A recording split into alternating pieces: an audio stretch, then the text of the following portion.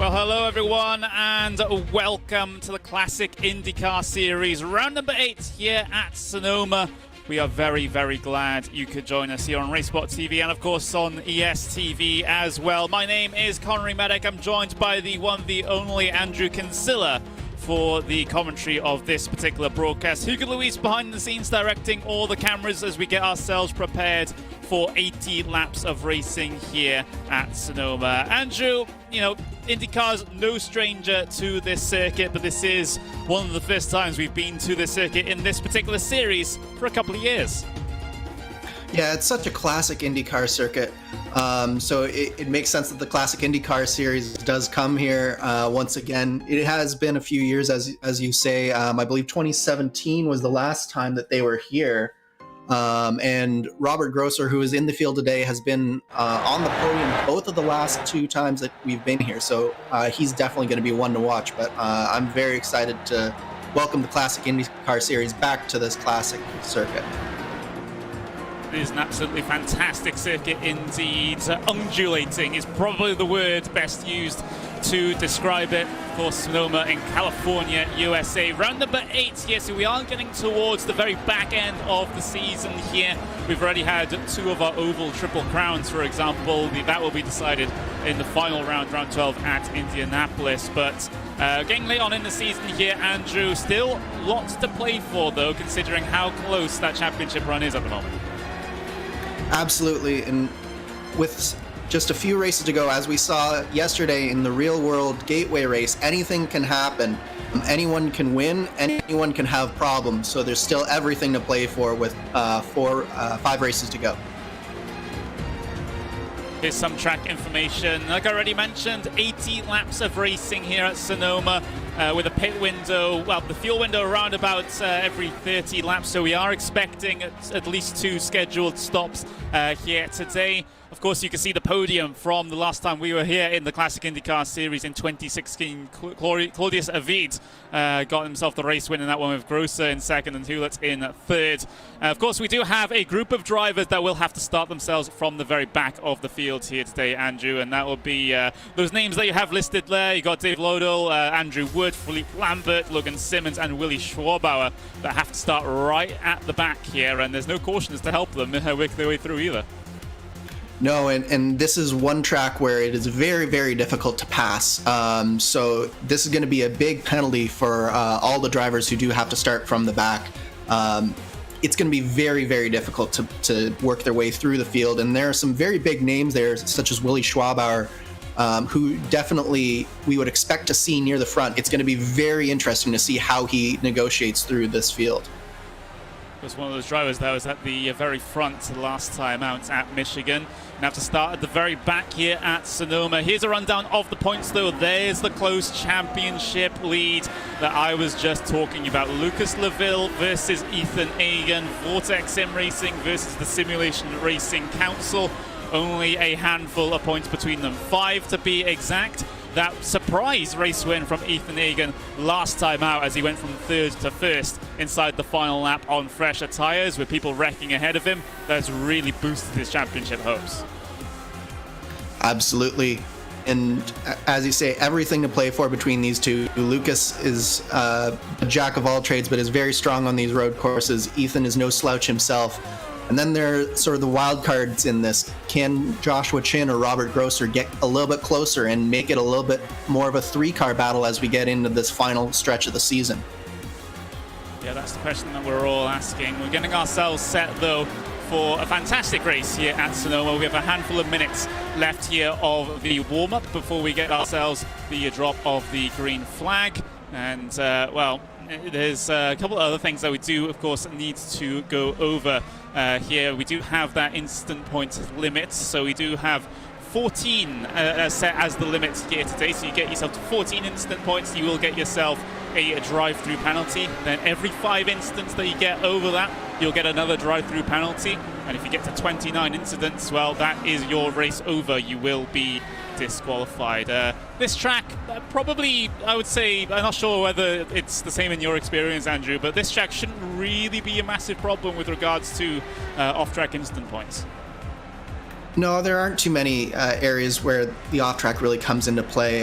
Just a few corner exits where if you get a little bit twitchy, you can slip wide, but I don't expect the incident limit to really come into too much of an issue today. I think that the bigger thing will just be able to execute a pass cleanly. That'll be the key to this race, is whether or not these drivers can work their way through the field and overcome some of the mistakes that might happen.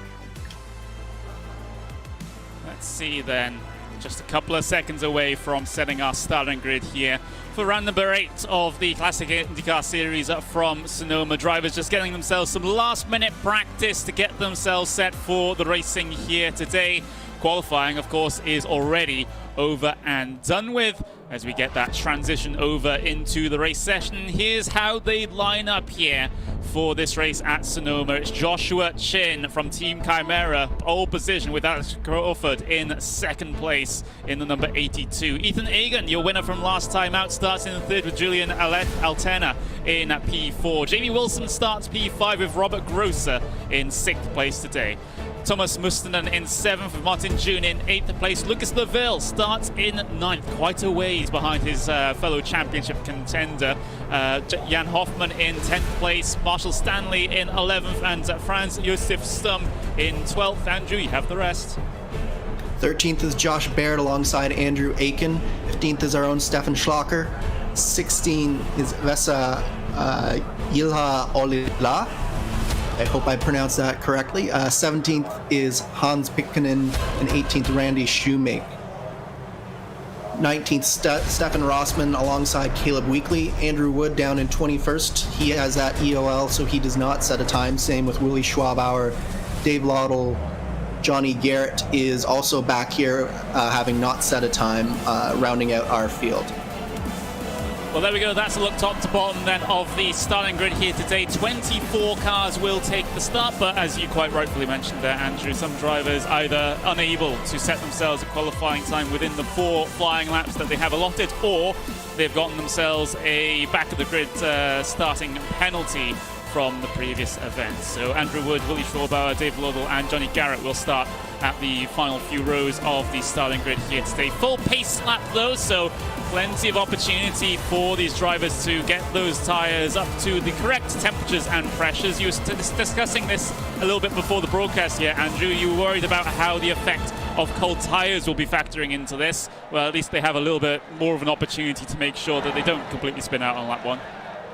Yeah, I was fortunate enough to get on the track and do a few test laps in the session before this, and the tires are definitely tricky on the first couple of laps, especially on lap 1 as the pressures start to come up. But these drivers will be doing everything they can to get a little bit of heat in the tires now, especially for that run up to turn 2 in that large braking zone. You have an uphill, you get into that braking zone, and it's very easy to lock your brakes. So if we're going to have calamity on lap 1, I suspect that that is one of the trouble zones. The other trouble zone will probably be out of the carousel. As they start to get the power down, it's very easy to spin the outside tire, and that'll spin them right off into the sand and into the sand trap there. So those are the 2 areas that we need to be watching lap 1. Hopefully we won't be seeing any dramas on lap 1, and we can get ourselves a clean start under our belts here today. That will bode well for the rest of the race if we're able to get that. But Joshua Chin, pole position, what a great opportunity for him to try and, well, break away from the rest of the field. By far the fastest qualifier by about 0.4 of a second over Alex Crawford. Ethan Agan looking to get himself a good advantage in the championship from 3rd place. As we head out of the final corner, we're going to go green flag racing here at Sonoma in the Classic IndyCar Series. Across the start-finish line they go, and up the hill they climb, up through turn 2 and turn 3. No dramas at the very front of the field, a little bit of side-by-side in the mid-pack, but seemingly no problems there, as we are clean and green. Yeah, it was a bit of an early green flag, and Josh got a good jump on the field, and that sort of strung out the field, especially as they were coming through the hairpin, and allowed us to get through that turn 1-2 complex cleanly as we come down to this next trouble zone here through the carousel. These guys are doing a great job, though, and it looks like we're clean so far. It does look to be the case as we get on this run down in towards turn number 7. Then a little bit of jostling for position just that little bit further back with a few optimistic dives here and there, but everything is seemingly fair. There's Josh Baird there in 14th place at the moment. He has dropped a position since the start, has that iconic Motorsports number 23 car. There is Andrew Wood, who started in 21st. He's up to P20 at the moment in that Team Primera machine, but not been too much shuffling in the mid-pack. Everything seemed to be very cool, calm and collected here, especially for a first lap. Let's see if anything will change over the next couple as we ride briefly here with Andrew Wood on the way in towards those final couple of corners, and it's a complete lap 1. Yeah, I hate to use the word strategy already in this race, but I have a feeling that a few of these guys are just settling in, starting to get a rhythm, particularly the guys at the back at that end of line penalty. They'll just be trying to settle in, get a rhythm, get their fuel numbers in, maybe extend that first stop just a little bit and try and pass some people on the pit cycle, because, as I said, it's very difficult to pass cleanly here. So that is definitely something that has to be on their minds even this early in the race. Positions 1 through 12 are exactly where they start, as the only changes for position have been just that little bit further back. We had Bess Gilha Olalia, that's lost 7 positions since the start. Not sure what has happened there to the driver all the way back there. Here's a replay of it though. Oh, big snap, big moment. Well, at least there's no barriers, or, well, the barriers are quite far away from the track on the inside there. He does have to awkwardly climb up the hill to be able to spin back around. As long as the floor and front wing are fine, should be able to get away with that one. Yeah, fortunately these cars are on the old damage model, and that damage model is a lot more forgiving than the one that is currently on the new IR18. So that is one advantage in this scenario, is that he does have this old damage model that's a little bit more forgiving, especially for floor damage. Ooh, what's happened to Stefan Schlacker? Big spin, big avoidance from the cars behind as well. That's not ideal for the Buildup Motorsports number 89 car, able to rejoin the track relatively safely. There we go. Well, Stefan did say to us before the broadcast that he'd be lucky to get through to the end here. Well, he's already taken one of his lives there. Who's this off? Jan Hoffman. And Jan Hoffman was actually fairly far up the field, so this is you're starting to see that even creeping into the top 10, people are starting to make mistakes. The carousel is a very difficult corner. It falls away from you as you start to turn in, and if you turn in too hard, which is what looks like Jan Hoffman did, you can very easily lose the back end if you don't have a very stable setup through there. A couple of self-spin ahead of the driver we're on board with right now as well, or at least a half spin.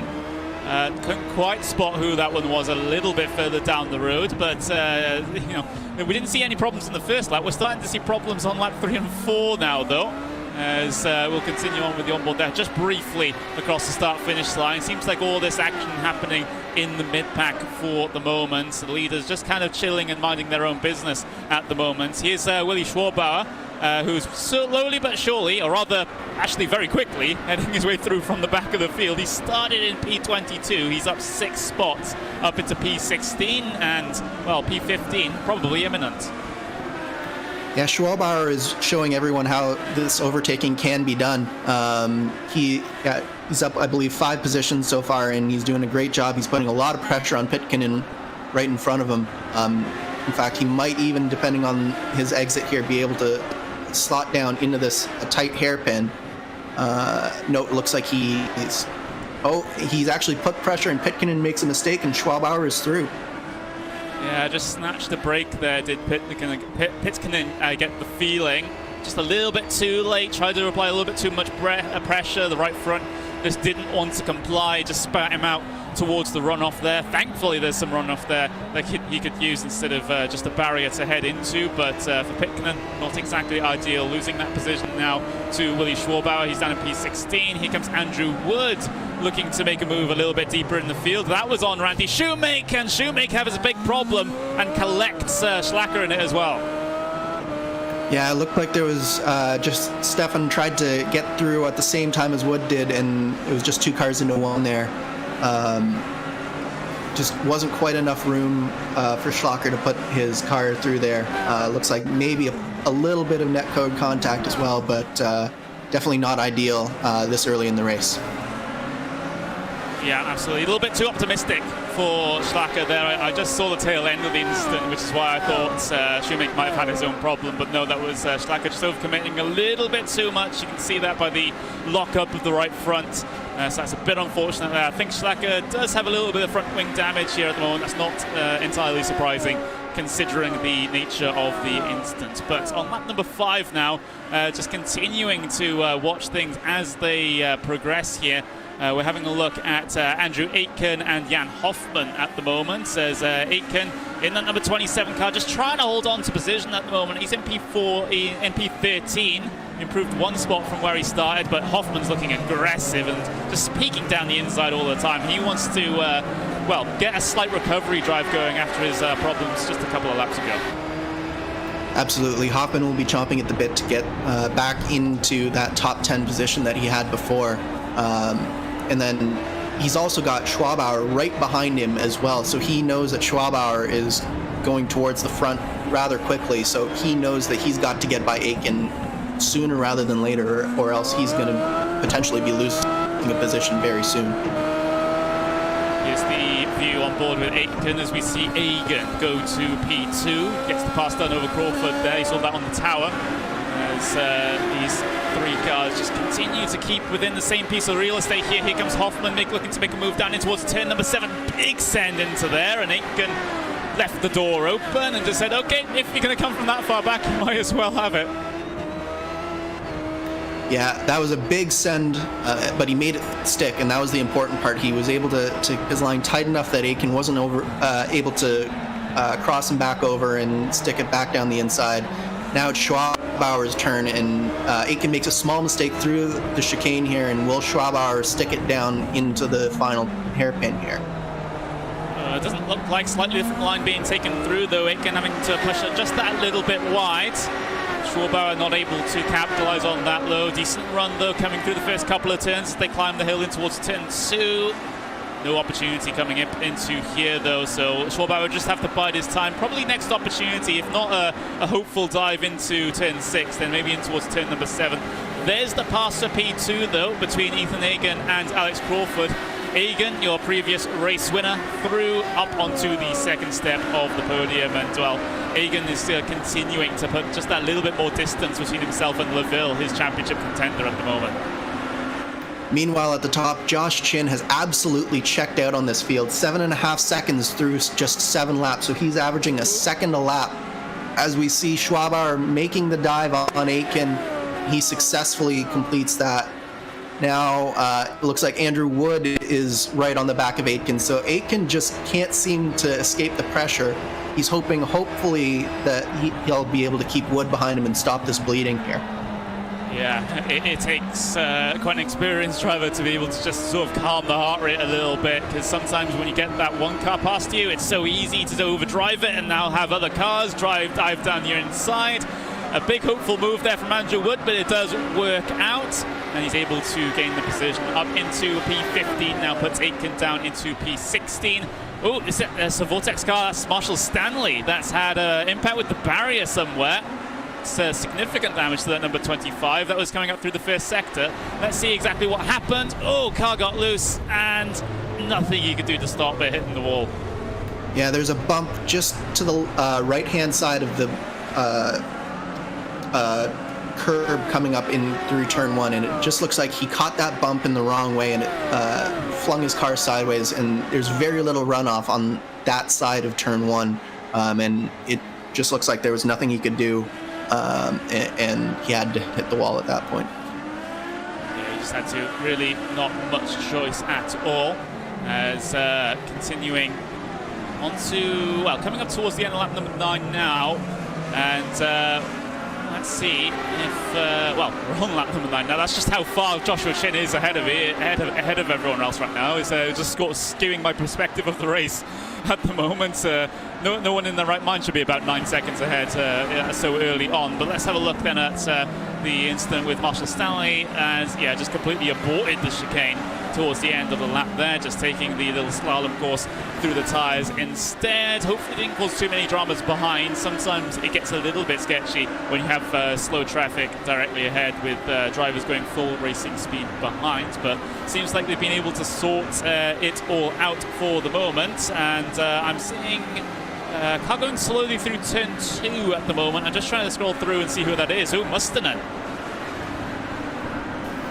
Whoa, that was a big one. Who was that? Was that? That was LaVille. That was the one car. That was Lucas LaVille.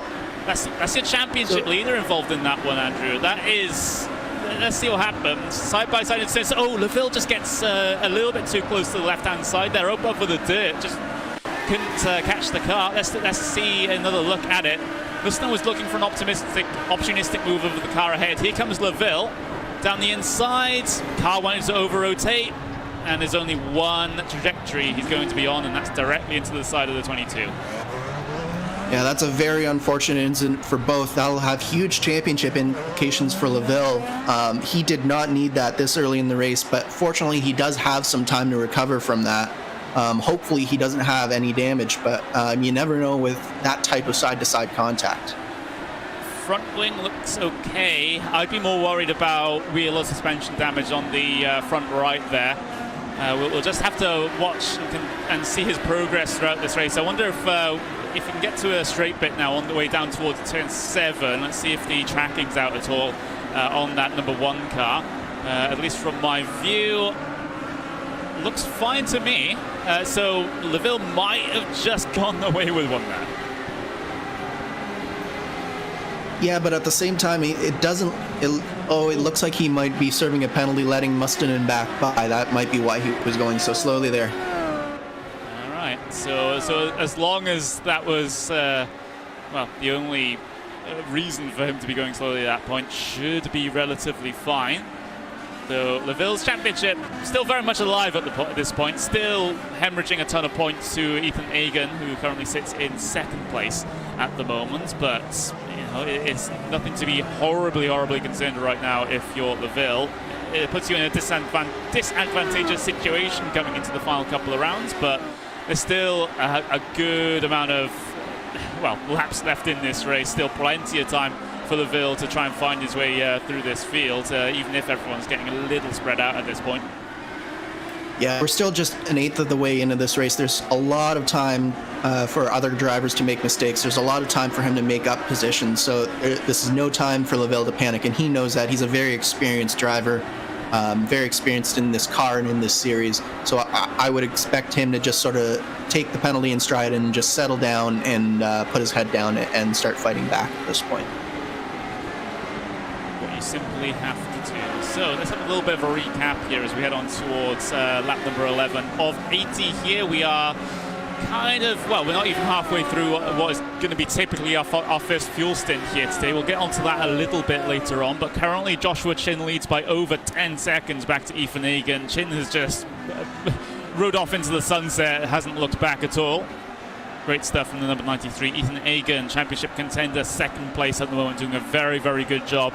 Crawford third place, Altena in fourth, Grosser in fifth place. That's your top five. And then you have to cycle back to Lucas Leville in ninth to see your other championship contender for the moment.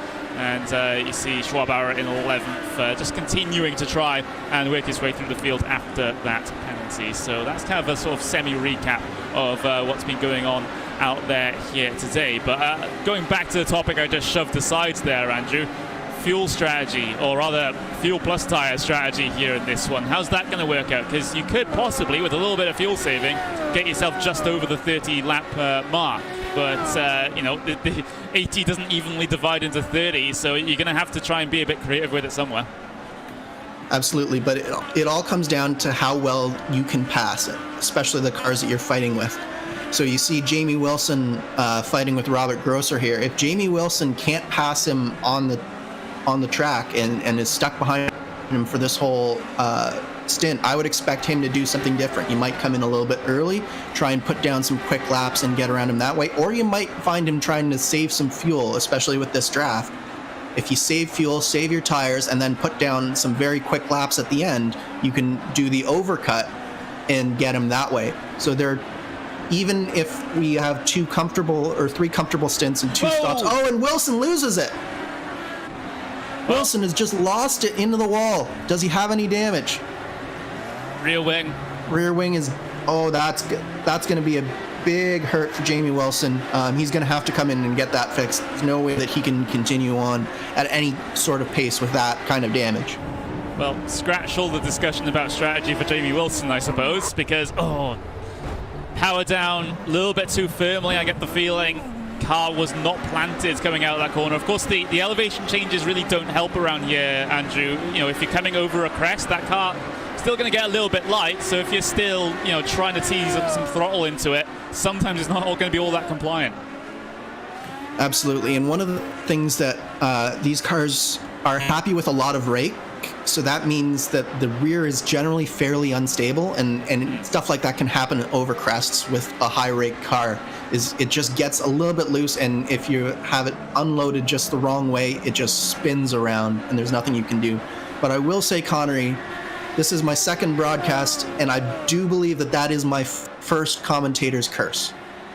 You'll get many more working here. Let's just say that you'll get very many more. But we just saw. Oh no! That's a little bit. Oh no! Is he caught on the tires, Stefan? No. Oh come on, Stefan. Okay, he's got it. He's got it. There we go. Trying to spin that car back around. Bit more damage on that number 89 now.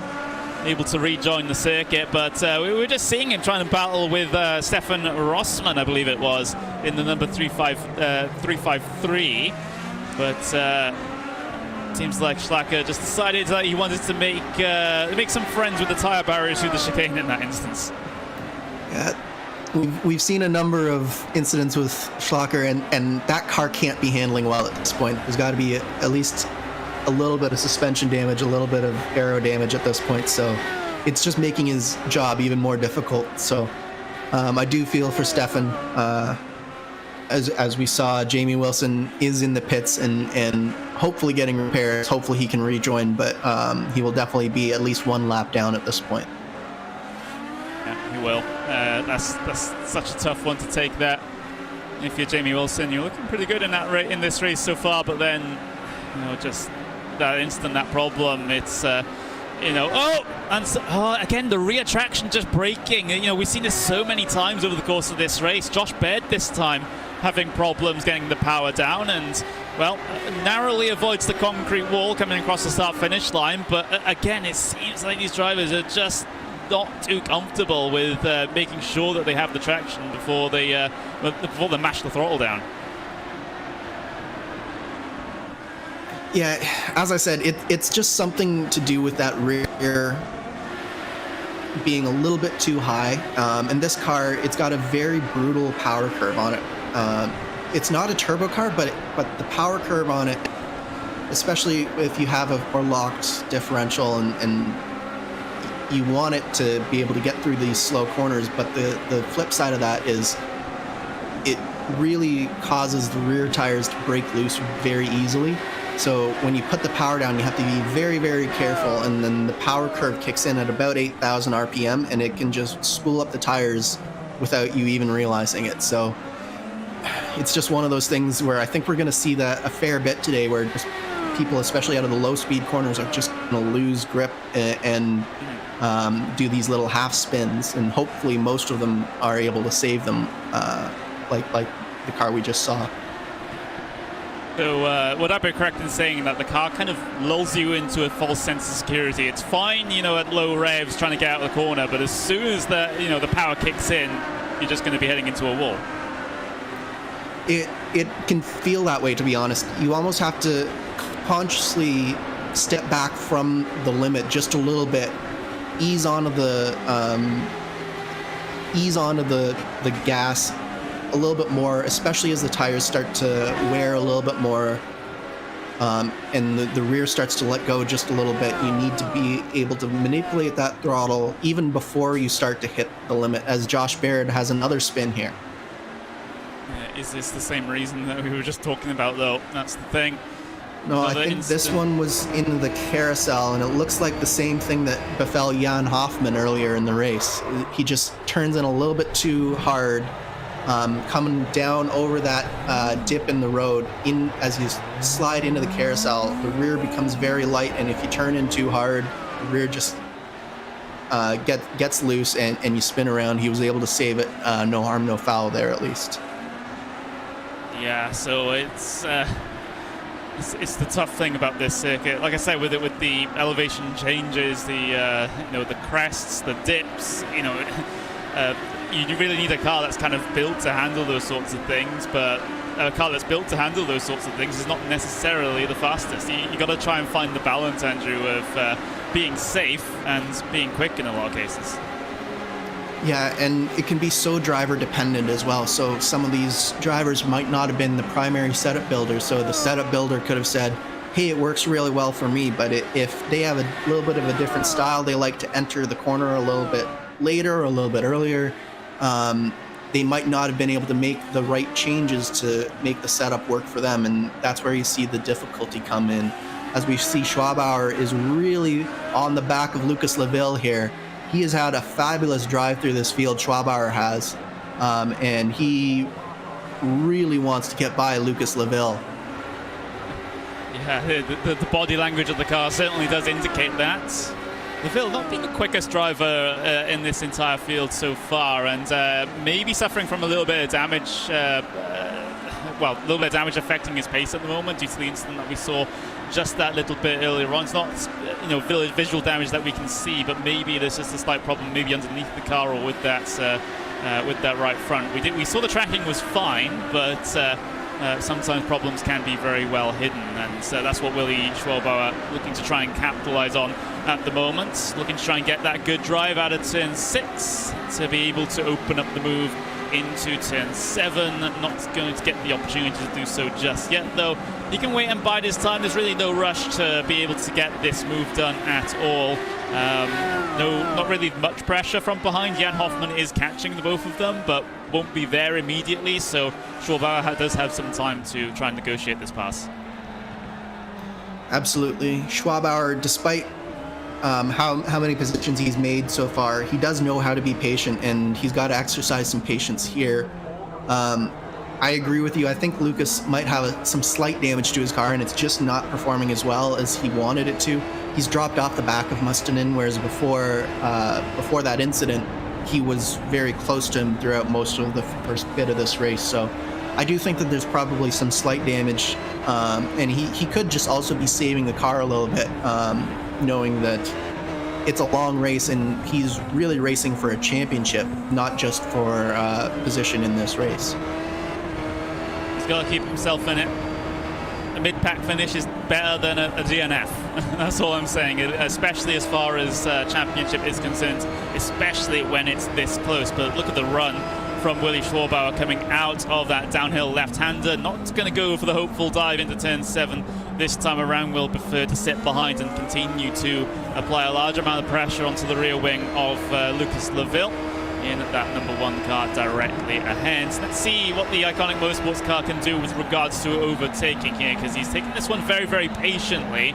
But when does that patience start to run thin as he struggles to control the car coming out of the chicane? Yeah, car just got upset by the bumps a little bit, and it's cost him a couple of tenths of a second, but he'll close right back in fairly quickly, I expect.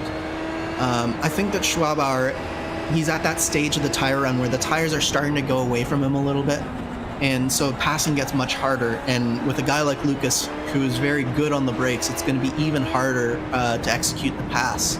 So Schwabauer is doing the smart thing, and he's not pressing too hard. He made a small mistake there, but he's not overdriving the car to try and get back. He knows that in the long run, he can probably get by Lucas Leville here.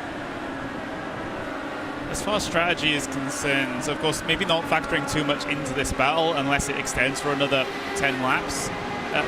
What would you prefer to do in this situation? Do you prefer to go the full fuel stint and then take the short stop for the end, or the shorter stint for the end, or do you split it even from this point? So I like going long as I can on the first stint, in the first 2 stints in this case, and then probably doing the shortest possible and the lightest possible fuel run at the end of the race. I think that the light fuel is actually going to be your big advantage here. These tires don't fall off too bad. You do get a little bit of grip loss, but you don't get sort of the catastrophic loss you get with the newer tire model on the IR18. On this tire, your time is going to come from having that lighter fuel load. And so if you can extend this stint as long as you can, and you extend the next stint as long as you can, you're going to go faster right at the end. You really are. Let's take a look then as Andrew Wood comes down on towards pit lane. So for Team Chimera, pitting down in at lap number 21 here in this race. So it is quite early indeed, but let's see if Chimera are able to make this one work then. It's basically the earliest possible that you can pit and still be able to get to the end on that one more stop after this one. Yeah, so this is the exact opposite. So Wood was able to get a number of positions through the first bit of the race, but I think he found that he stalled a little bit on his progress. So what he wants to do now is he wants to get off of his tires, and he wants to create as much separation in terms of tires and fuel and lap time as he can from the other drivers. So what he's going to do is he's going to go long on his last 2 stints, and he was short on his first stint. So it's sort of the opposite of what I was saying, but it can also work in the same way where if he gets into a nice clean spot on the track, he's able to set some lap times now that will allow him to move up through the field as he goes. Yeah, sometimes it's, with the strategy, it's all about taking control of your own destiny in some sense. Sometimes, drivers prefer to be a little bit reactive. They just look at the state of the race and just say, okay, if X, Y, or Z pits, then I'll pit now or 2 laps later, or try and undercut them, go 2 laps earlier than I think they're going. Meanwhile, Willie Schwarber looking down the inside here on Lucas Leville. No opportunity just yet there. That's the first big look that we've seen from Schwarber in this particular battle. They've been stuck together relatively for a relatively long time. Let's have a look at Alex Crawford and Julian Altena then, because that's a battle towards the very front of the field for P3. Alex Crawford able to hold on to position, but Julian's looking pretty spicy at this point. Yeah, and correct me if I'm wrong, but I do believe that this is Julian Altena's very first race in the Classic IndyCar series. So he's doing a fabulous job for a debut right now in P4. So yeah, this is fantastic racing from Julian Altena. Do you see a little bit of rear wing damage on Altena? Oh. Whoa, that is a big one. David Lodel. I think David Little has more to be concerned about than rear wing damage at this point with an incident like that. Let's see what happens. Close to the back of the Vortex car, maybe just getting... Ooh. He missed his braking point for the carousel entirely, and as soon as he was out in the grade, it was just gone. There was no recovery, so that was a big impact, and that'll be day done, I believe, for David Lodel. But going back to Julian Altena, yeah, he's doing a great job at the front of this field for a debut. I would be very proud if I were Julian Altena right now. He's gotten through 25 laps. There's still 55 to go, so that's what he's got to be focused on now. Is he's doing a great job. He's got a great result. He's battling for a podium. Don't let this battle this early in the race affect how he's going to finish this race, because he's got to get to the end at this point. Yeah, absolutely. And for both of these guys, P2 isn't out of the question still at this stage. Well, technically, race win still isn't out of the equation, but with the way Joshua Chin's been driving it now, it might as well be done at this point. Crazy stuff. 17.5 seconds is his advantage before he's even come down on towards the pit lane to get his first service done. That's how dominant the Team Chimera number 93 car has been over the course of this one, but never say never to any of these guys behind. Chin, he needs to get himself a clean race all the way to the checkered flag here, so he can't be complacent about any of this. Absolutely, and we have seen that Chin has made a couple of unforced errors, particularly what comes to mind is Watkins Glen when he was coming out of the pits there. So this race is not done. I hate to pile on Josh when he's doing such a good job, but he's got to make sure from now on that he's got this lead. He's got to now be able to execute, especially on those cold tires, and not have a repeat of what happened at Watkins Glen. Yeah, that would be a horrible little bit of deja vu here when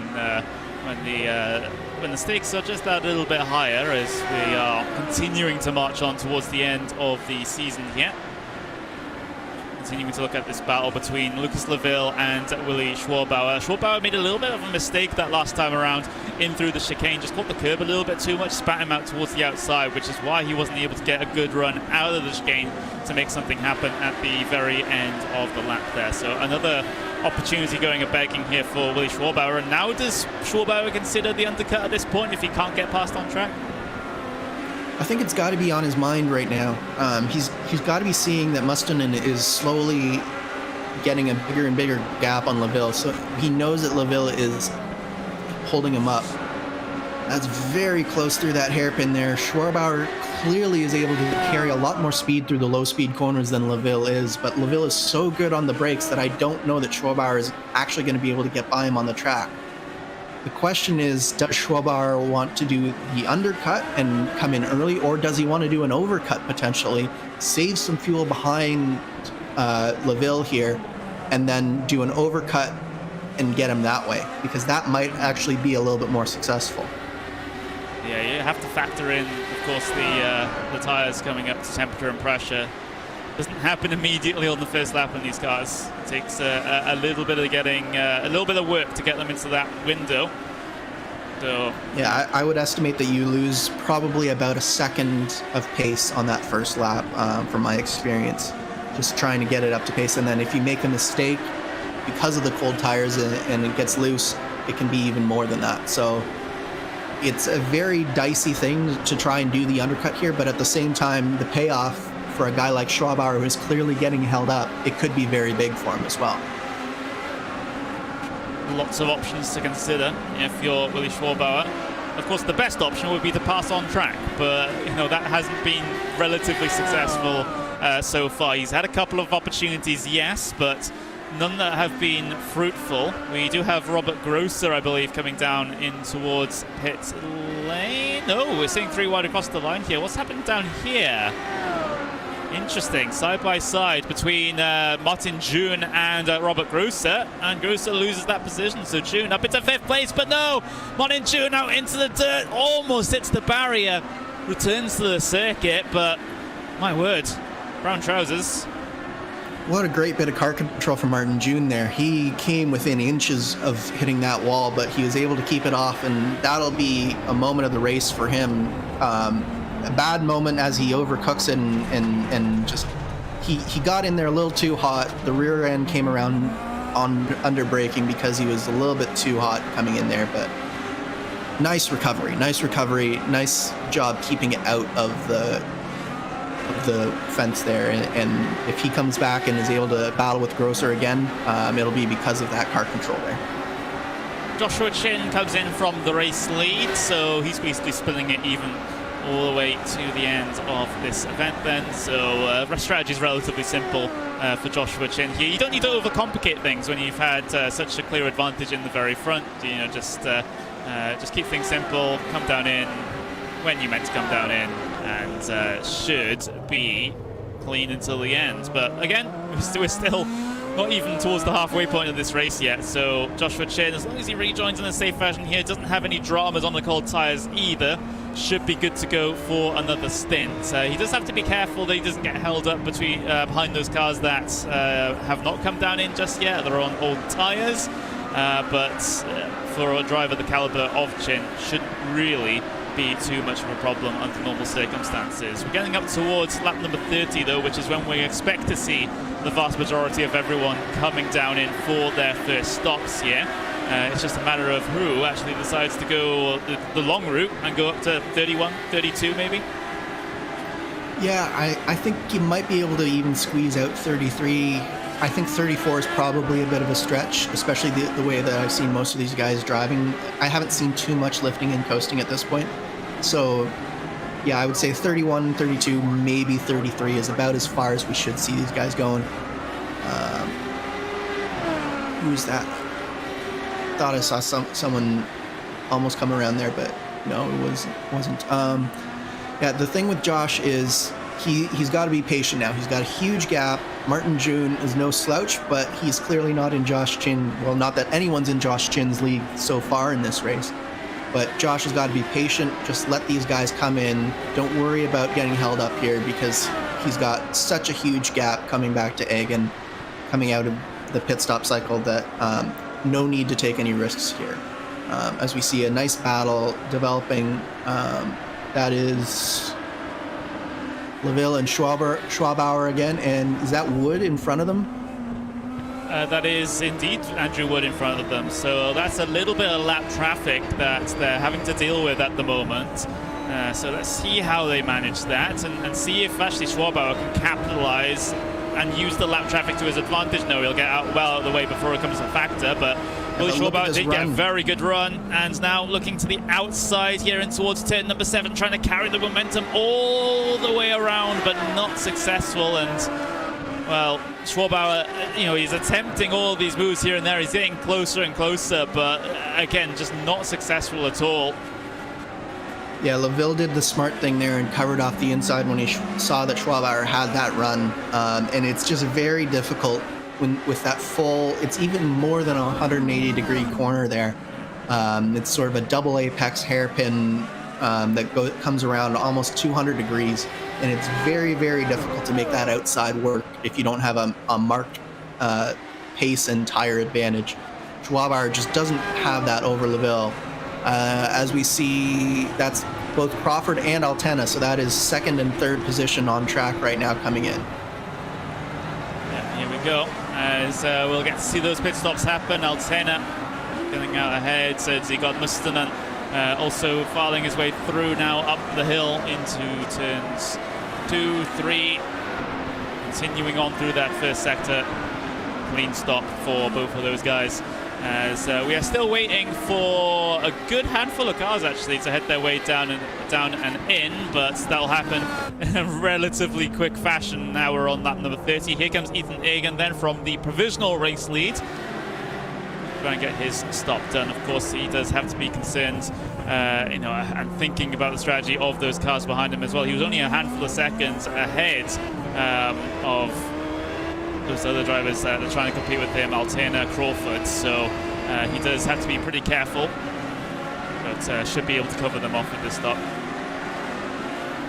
Yeah, I think Crawford had a really good stop, so if anyone is in any danger of getting by Egan, it would be Crawford. Altena is a little bit farther back, but I think Egan should be able to get out just fine here. Had a good stop, 10.4 seconds, should be well clear of Crawford. Yeah, Crawford's just coming up to the start-finish line now, so good stop there from Egan. Didn't lose too much time. In fact, might have even grown the gap a little bit back to Alex Crawford in that situation. So as this race continues on, we see Hoffman coming down on towards the pit lane as well, so he's coming down in for his first stop. We're still waiting for Grosser and June to come down in from the race lead. That will then release Joshua Chen back into that race lead, being the car that's ahead with that stop completed. So let's see whether Grosser and Martin June come down in this time by. Of course, they're very, very close. They're involved in their own little battle. Both of them dive their way down on towards the pit lane. Sometimes that can be a bit sketchy though, because the cars coming down towards the pit lane are carrying a bit more speed than the cars actually taking that final corner. Yes, this configuration has a bit of an interesting pit in where the braking zone for the hairpin at turn 11 is actually before the pit in. So you find that if someone stays on track and the car behind him wants to come into the pits, it can get into a pretty dicey situation. But at least June and Grosser came down together, and we will see head to head whether June can take any advantage here and potentially get ahead of Grosser. Let's see what happens as Grosser does get the launch off the pit box. He's able to come out ahead of Martin June. That's the same order as they came down on towards the pit lane. Here comes Andrew Aitken being a lap down on these guys, just sort of being more of an annoyance more than anything else. Just parked ahead of Martin June at the moment. Schwarbauer and LaVille, they both came down in as well, and it was Schwarbauer's worst nightmare because LaVille still ahead of him as they had Rossman go off ahead of them. Yeah, so it looks like Schwabauer did try to extend as far as he could, but it only got him to lap 32, and unfortunately LaVille was also able to extend to lap 32, so Schwabauer's got to be a little bit frustrated by that he wasn't able to get maybe a lap later and come in and try that overcut, or possibly have just gone in and taken that undercut, but it looks like Schwabauer is going to try him on the outside into turn 8 here. Oh, this is so sketchy on cold tyres for the both of them. Schwarbauer, again, attempting the long way around at turn 7, but again, it's a failure. It seems like a pass around there so tough to make happen indeed. And LaVille keeps himself ahead, keeps himself in 8th place here at the moment. Everyone has come down in to get themselves their first scheduled stop. Maybe Stanley down in P11. He's sort of off cycle compared to everyone else. He had to pit with 8 laps done, so he'll have to come down in relatively soon as well. But apart from him, everyone has been able to get their first scheduled stop done. And the second stint now well underway as we are on board with the 65 Iconic Motorsports Willie Schwarbauer.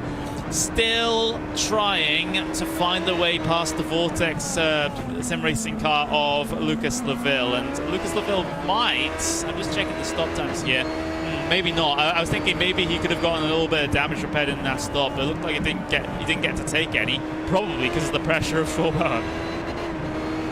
Yeah, I don't think there was anything that could have been repaired. If LaVille does have any damage, it's probably in the suspension. It's probably not big enough to trigger a repair.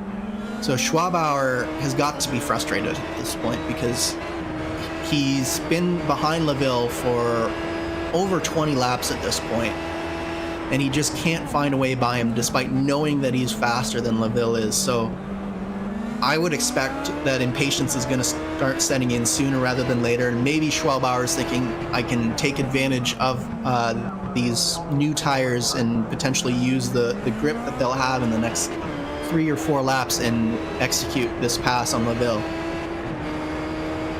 Every single little look that he's had, though, has not worked out, especially to the outside of turn 7.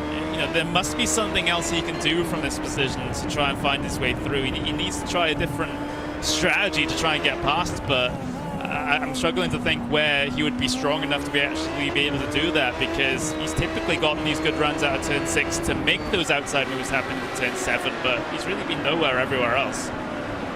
Yeah, he's got to find a different spot to pass LaVille.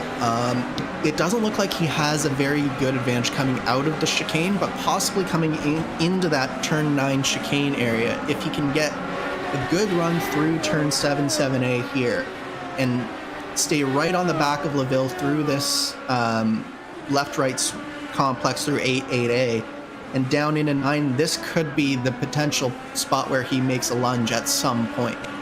But he's got to find a place where he's confident enough on the brakes that he can outbrake LaVille, which is a very tall task, because LaVille is a notoriously good on the brakes and a notorious late braker. So it's going to be very hard for Schwalbauer to get past, but he's got to do it, and he's got to do it sooner rather than later.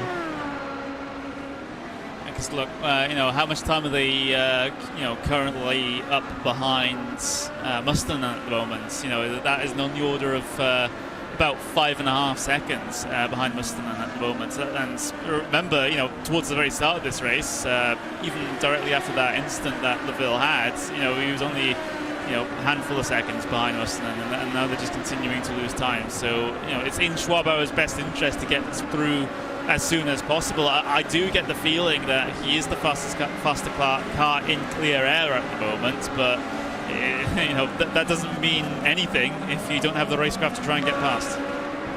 Absolutely. Now, there are 2 lapped cars coming up that LaVille is going to need to deal with very quickly, and it's always more difficult. One car is normally fairly easy to deal with as long as they're fairly considerate for you, but 2 cars is very difficult to deal with, particularly when they're battling, which you see here. So this is going to hold up LaVille just a little bit and maybe allow Schwalbauer another opportunity. Schwalbauer very late on the brakes into the final corner, trying to get past the lap traffic as well. Not very compliant coming across the start-finish line. There we go. There's the compliance that he was looking for, able to be released. LaVille going to get a little bit held up here in towards turn number 2. That's by Andrew Aitken. Aitken does move out of the way, but does Schwalbauer catch him in exactly the wrong place? Yes, he does. So he's just going to have to struggle a little bit behind here, looking to the left, and he is released all the way through. So in a way, that was a little bit of a give and take there. You know, Lucas LaVille lost some, Willie Schwalbauer lost some, so in the end it kind of all evens out, right? And Sonoma is a very difficult place to be a lap car, to be quite honest, because the straights are very short in most cases, so there are only really 2 or 3 good opportunities to let lead lap cars by without costing them something. And that turn 1, 2, 3, 4 complex is definitely not one of them. I think that all things considered, the cars did do a good job of getting out of the way and doing their best not to hold up this battle. No. LaVille makes a mistake. Tags the barriers on the outside as well. That releases Willie Schwalbauer up into the position there. P number 8 for Willie Schwalbauer, and big issues for Lucas LaVille. That's going to be a bit more damage now to that number 1 car. Gets over the He just carried too much speed into that corner, and he was just never making that chicane. Unfortunately, he missed the apex on the right-hander, and then he was all out of position for the left-hander. And it does look like he might have a little bit of side damage from that. That's going to be even more championship implications. Ethan Agan has been doing a great job up in second place, just keeping his nose clean. Meanwhile, Lucas LaVille, that's his second incident in 2 stints so far in this race.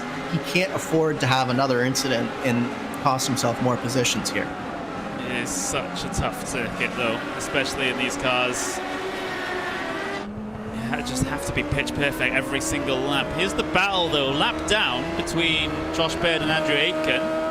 I think that was Josh locked Baird down, just- but they've been going at each other, haven't they? Yeah, they have. you know, any position on that track is fair game at the moment. And, well, Josh Baird able to gain the position right now over Andrew Aitken. Of course, both of those cars down 3 positions on where they started after various problems for the both of them over the course of this race. For Josh Baird, of course, main problem was the basically trying to rotate the car over the crest down in towards turn number 6. He's not the only one to have done that, though. You mentioned a little bit on, Andrew, the problems that Ville had through that same complex. That was his first incident, and it seems like everyone's got that sorted now. Although I know the risk in saying that. Yeah, when you think that you're comfortable there, you will no longer be comfortable, and it'll catch you out. It's a very difficult entry to a corner, especially because you're coming up over a blind ridge.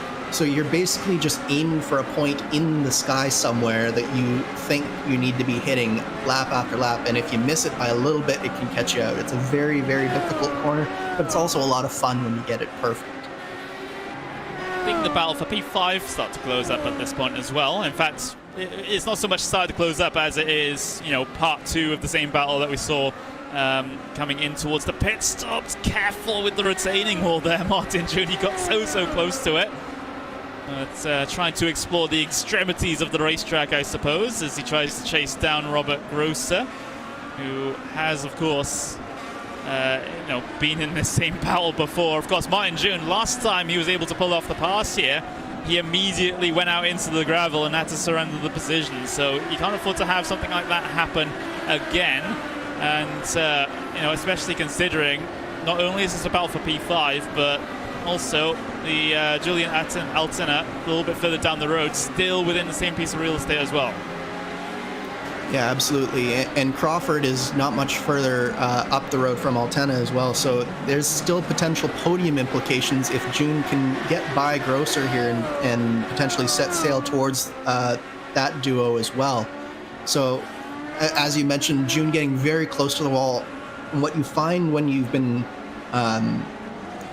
trailing along behind a car for lap after lap, it almost becomes a game of inches for you, where you're trying to find every single inch that you can get just that little bit closer and potentially make that move successful.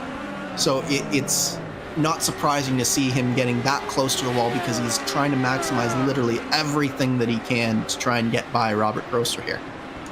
A little bit of lap traffic ahead, which will be a concern, as it always is here at Sonoma, like you mentioned, but let's see if it disrupts a battle. We haven't seen it factor in massively into any battles just yet, but there's a first time for everything. Lap number 40 of 80 here, so basically at the halfway point of this race, and well, our stage is indeed very much set for the end of this one, and of course the end of the championship as well in a couple of rounds time.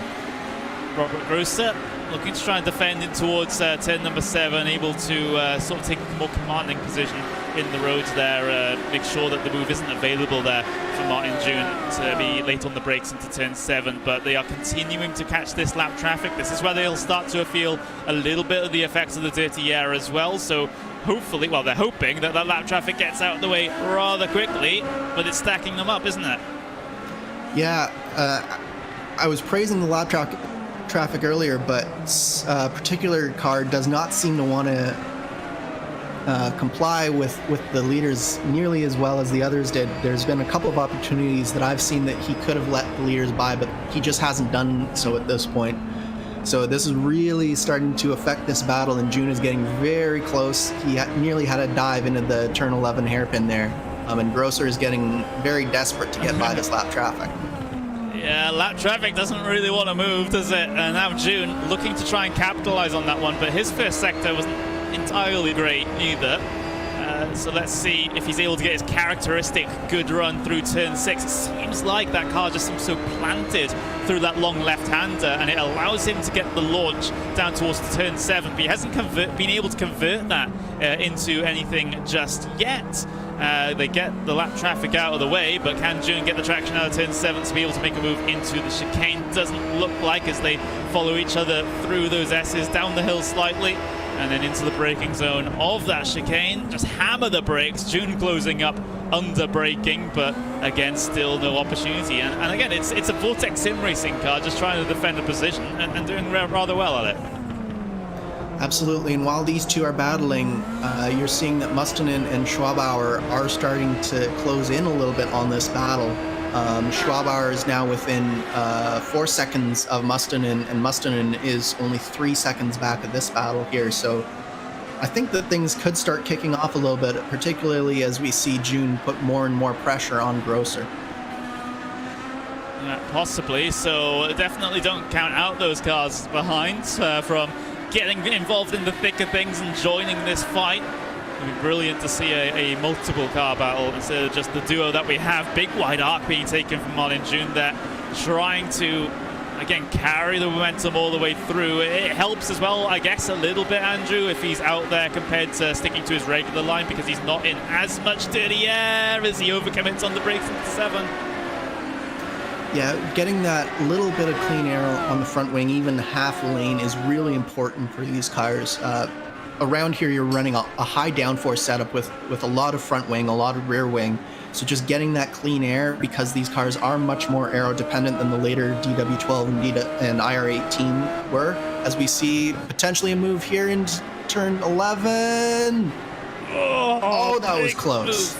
Big move there from June. He locks up the right front brake, but continues on, and he has to try and find another way around because Grosser has kept himself ahead at this stage. A little bit of a compromise line through 2 there, but June is only able to close up, nothing more. But this is developing into a great battle here for P5 between these two cars. Again, ahead, Julian Altena and Alex Crawford are kind of closing up at this stage, so we might even see a battle for P3 in a couple of moments' time. If that trend continues, look at how Martin June's driving that car now. He's driving like a man possessed, and, well, he's got to be careful because it's so easy to overdrive these things, as many drivers have already shown. Absolutely, but I'm also very impressed by the level of respect that both of these drivers have shown. Like, June got in there, Grosser just hung it out on the outside and kept his line, kept his confidence, and they were both respectful and clean, and this is a fantastic battle to watch. Sort of blip on the throttle there, just has to lift out a little bit. You know, the dirty air doesn't help through those little S's section there, and he didn't exactly carry the most ideal line there, did June, so he just needed to lift off the throttle for just, you know, a half a tenth of a second just to make sure that he didn't overrun the circuit. But now heading on to lap number 44 for these guys, and well, it might as well be another 40 laps of fighting here between these two, because that's seemingly what they're prepping for. But Martin June will be hoping he doesn't have 40 laps of this ahead. He wants to try and get ahead and get up to those cars further down the road, maybe join the Alex Crawford and Julian Altena battle if he does have the clear air pace to be able to get there. And if those guys start fighting, maybe they'll be drawn back into this as well, which will be absolutely crazy stuff. But that's just all hypotheticals at this stage. June falling off the back a little bit here of Robert Grosser, not as close into turn 7 as he has been on previous laps, but fantastic on the brakes into there, able to surmount a lot of that gap. Oh, this is the lap traffic. Franz Josef Stum, who's been relatively stubborn, I suppose, has a bit of lap traffic, just trying to bail out and get out of the way of a couple of cars. As we see a little bit of a lockup coming from Crawford, so Crawford is under a lot of pressure from Altena still. Altena lost a little bit of time at the pit stop exchange, but he's gotten it all back and then some, and he is right on the back of Crawford once again. So battle for P3 and 4, battle for 5 and 6. You know, Leville is keeping up with Schwabauer for 8 and 9, so there's lots of places to look at here at the middle point of the race, where you can find yourself some action. Great stuff indeed by everyone involved. Where you won't see action right now. Look at the left end fence of the 71 car here. Does that not look a little bit off kilter to you? It looks a little bit bent up. I wonder if we can get a rear cam view of the rear wing on board with that car of Julian Altena, just to see if, yeah, you're absolutely right. Right side. So that's got to be affecting his impact just a little bit. Obviously, it's not affecting it too badly because he's doing a great job keeping up with Crawford, but you got to wonder if that's just holding him back from being able to actually make the pass here. Potentially, but it's kind of hard to tell at this point. There's still options open for Altona as well, especially, you know, heading towards the final pit stops, so the final scheduled pit stops. Could do it in terms of overcut or undercut as well. Of course, like you said, overcut is more preferable in these cars than the undercut due to the amount of time it takes for the tires to get into their operating windows. But, you know, I'm sitting here just waiting on these guys to sort of, you know, waiting for the spark to alight this battle. But right now, we're just kind of have to wait with bated breath. But having looked back to the battle for P5 between Grosser and June, that one is still as close as it ever has been. Sorry, just watching Altana have a look at Crawford, even though he was a little bit far back and he wisely thought better of it. But yeah, P3 and P4, P5 and P6.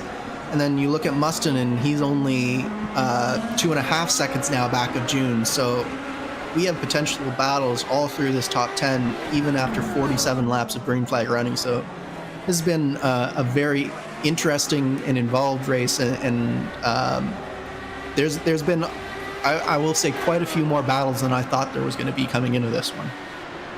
Yeah, it's been a bit of a pleasant surprise here today. As look at Altona right on the back of Crawford this time, looking.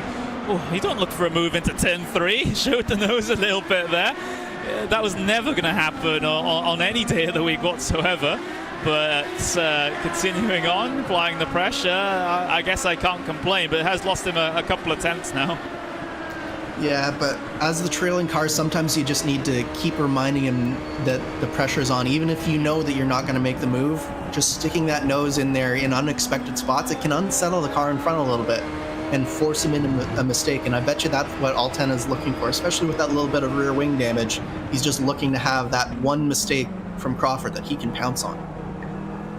He's the on board with June as well. Again, locked onto the back of the number 2 Vortex car.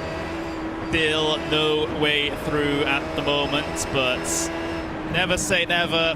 June has been looking here and there. He's been showing the nose, and a lockup from Grosser might just help things a little bit.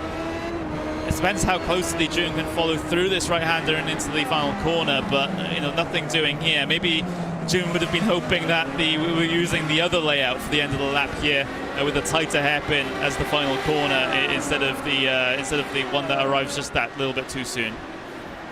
Yeah, and I'm actually seeing a couple of lockups from Grosser, so I'm wondering if he's been pushing just a little bit too hard, starting to flat spot that tire just a little bit, have a little bit too much heat in those fronts, and he's starting to fall back into the clutches of June. And we know that June is very good under brakes as he nearly runs up the back of Grosser into turn 4 there. Yeah, just gets that little bit too close, doesn't it? But Grosser, like I said, does have to be careful about his tyre conditions at this point. You would have thought that the car sort of second in line in the dirty air would be having temperature issues on the very front, but seemingly not the case at the moment as June goes characteristically deep in towards turn 7. Again, almost running into the back of that Vortex Sim Racing car ahead, but again, you know, it seems like Grosser seemingly immune to that at the moment, but not immune to a lockup through the chicane, and this might be the opportunity that June needs to try and squeeze his way through the outside of the right-hander. Is not ideal. He can cut back to the inside for the hairpin, though. Is this another look for June? Yes, it is.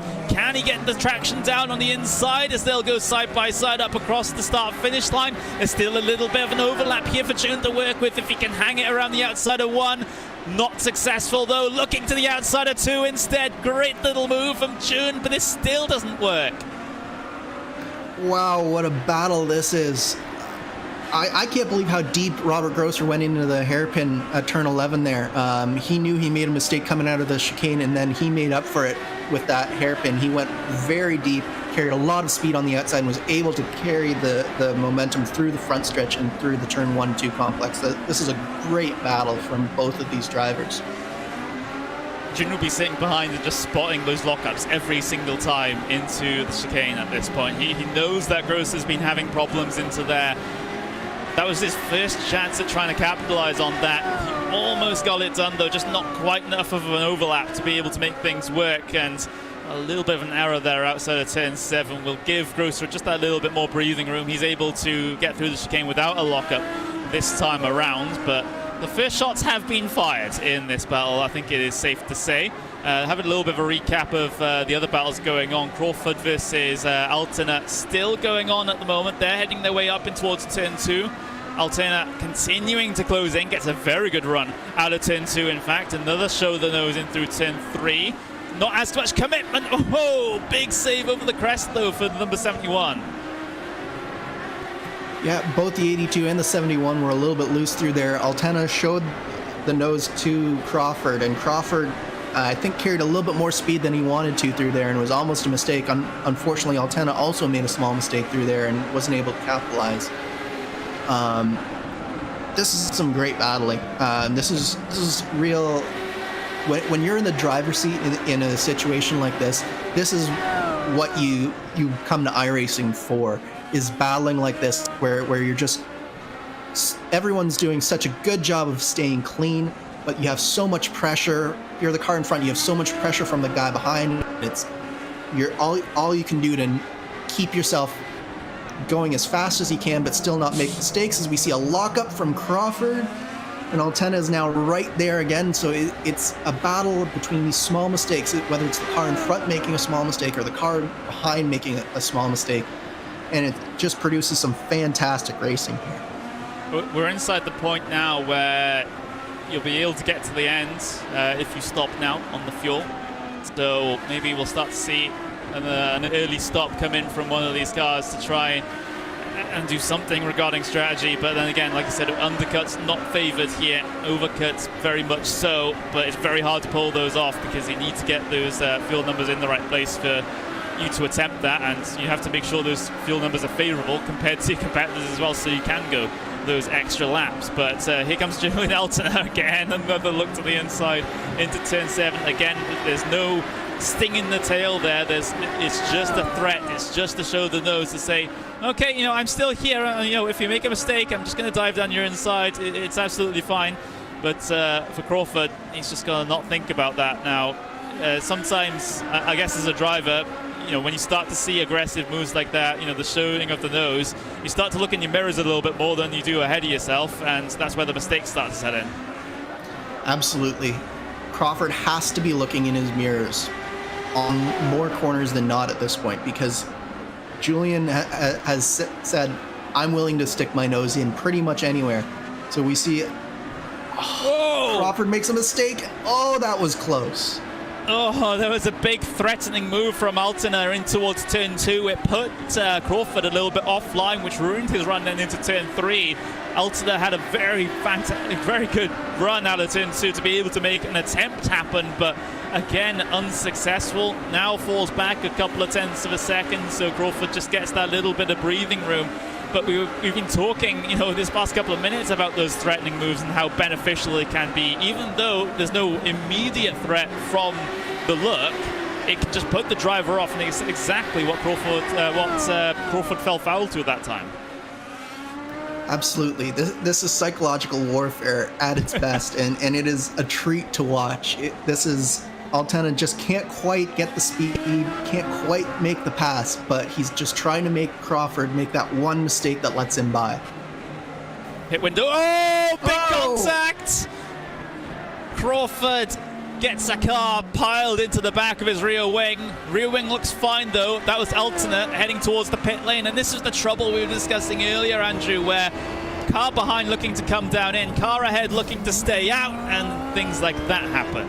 Yeah, it looks like iRacing is fortunately calling it a netcode incident between the two of them, and it looks like both of them have escaped without damage, and I must say that they are very fortunate that has happened, because that could have been day done for both of them if iRacing had been a little bit less friendly to them. Oh, that was not an advised move from Julian Altena. I will say that. It's very difficult to be in his position. I will give him that. It's very difficult to be that trailing car and wanting to pit first, because he's got to try and maximize the pit in to make his undercut even possible at working. But at the same time, there's a car there, and you can't ignore the car in front of you. So they both got very lucky in that scenario. I gotta say. Yeah, incredibly lucky as well. The iRacing gods smile upon those two drivers at the moment, but that's not always the case. So you can't be doing that too often. Crawford does stay out on this lap, doesn't come down immediately to try and cover off the move. So continuing on with his strategy. Here's the battle between Grosser and June, which has been raging on for a good 30 laps at this point, if not more, as they climb the hill up in towards turn number 2. June getting a very good angle, very good run through turn 2, but his path is blocked. There's not a lot of room to work with through this first sector, so you just have to wait, stay patient, and then look to make the move somewhere else. Just follow as closely as you can, but it's easier said than done in these cars, considering the two. Yeah, it's really interesting to watch the differences between how June is attacking Grosser and how Crawford and Julian were going at it. Julian was showing the nose a lot and making lunges, whereas June is very much just getting as close as he possibly can to Robert Grosser and just saying, I'm always here. So it's this kind of sustained pressure that just sort of wears you down lap after lap that June is exerting on Grosser versus that sort of scared lunge that you get with Julian Altena and Alex Crawford. As we saw June make a small mistake going through the chicane there. Slightly surprised he didn't go for the pits there, but was that Schwabauer nearly getting into the back of June on pit entry? That pit entry always gives me a little bit of anxiety every time I see it. And also for not the eagle-eyed viewer, but the viewer that has very good hearing, yes, that is me doing the pit announcements here at this track. So yeah, I guess that's a little Easter egg that's, if you're listening out for it, we can treat you to. But here comes Joshua Chin, down and in then, in the number 93 car from the race lead. Fantastic stuff as he'll come in and get his final pit stop, or final scheduled pit stop done. Joshua Chin has been so dominant throughout this race. Seems like nothing can stop him at this point. Of course, touch wood, I don't want to curse him at this point. But now we're just kind of waiting on the timing of Crawford coming down towards the pit lane right at the moment, because Julian Altena, his tyres will be up to temperature and pressure now. So Crawford is continuing to stay out their log laps. Yeah, so if I'm Crawford, I would be seriously considering coming in the next couple of laps. We are well within the window now. But again, there is that benefit to staying out where you take less fuel, so your pit stop is going to be slightly shorter, and you're going to be lighter for the entire last stint, so you could get a small advantage here. As we see Lucas Leville down on pit lane as well. Now, Leville stayed out one lap later than Schwabauer did, and so it'll be interesting to see if he can get back in front of Schwabauer, and all that work that Willie did earlier in this last stint may be for naught here. Let's see then as Lucas Leville comes down in. Not being the ideal day for Leville, considering how many points he's losing to Egan at the moment in the championship, but that can be recovered slightly in these final couple of rounds of the season, but it's never really a position that you want to put yourself in. So Leville's kind of doing damage control, damage limitation at this point. It seemed like he didn't really have the pace in qualifying compared to Egan, doesn't really have the race pace either, it seems, especially with problems a little bit earlier on in the event as well. So Leville's just looking to score a respectable amount of points here rather than try and get one over Egan. Yeah, I think this is definitely a case of points loss mitigation for Leville. He's got to be smart, and he came out within a couple of tenths of Schwabauer, although he's now dropped back to a second back. But this is definitely the case where he's got to be thinking big picture and say, okay, I made a few mistakes today, but I can't make any more. I've got to just put my head down, accept where I am, and take whatever points I can get out of this, because there's still, including the last Triple Crown race, there's still a lot to play for in this championship and a lot more racing to be done. So you can't get too caught up in what's going on today when you're that close in a championship. by the way, Chin came down in to get his final pit stop served, and he still came out ahead of Egan by 13 seconds. So that's how much of an advantage Chin has in this event, where he's just kind of not able to. Well, he can't concern himself with anyone behind at the moment because no one else is in the same postcode, or rather we're in America, so the same zip code as Chin at the moment. So, you know, he's just having a typically fantastic drive there. Very experienced IndyCar driver indeed is that driver at the number 93, but in comes then the car of Robert Grosser. So he's in. June stays out. So this is a little bit different compared to what we saw in the last pit stop cycle, where Grosser and June came down in on the same lap. June this time is at least able to go at least one lap longer. Yeah, so this lap right here is everything for June. If he can get back out in front of Robert Grosser, then he potentially has a shot at a fight between Altena and Crawford, and that potentially could lead him to a podium finish here. So everything comes down to this pit stop for Robert Grosser going as smoothly as it possibly can, and June on track, laying down one heck of a good lap for his lap coming into this pit stop, because I can almost guarantee you that he's going to be coming down in this lap or the next one. We've got to watch Crawford come down in as well, because we want to see where he comes out in relation with his battle between number 82 and of course the 71 of Altena as well, which has been that battle for podium positions. Here comes Alex Crawford in then, going a good handful of laps longer than what Altena was able to manage. But Altena, you know, over the past couple of laps or so, he has been able to get the tyres up to their window, so he's been able to you know set the fast laps in those fresher tyres. Maybe that gets him ahead at this stage, but the opposite will be true for Alex Crawford on this final stint, because yeah, he can take a little bit of a lighter fuel load this time around. He doesn't have to wait as stationary on the pit lane as much time, because the tyres are done slightly faster here than the maximum fuel, so those seconds really do matter. Crawford getting his pit stop service done. Little look out there as well at the moment as cars head their way across the start finish line. Here comes Alex Crawford. Where is Julian Altena? Altena's just coming through towards turn number 1 right now. Crawford has been able to get himself ahead of Julian Altena, and well, Crawford currently stuck up behind a little bit of lap traffic at the moment as well.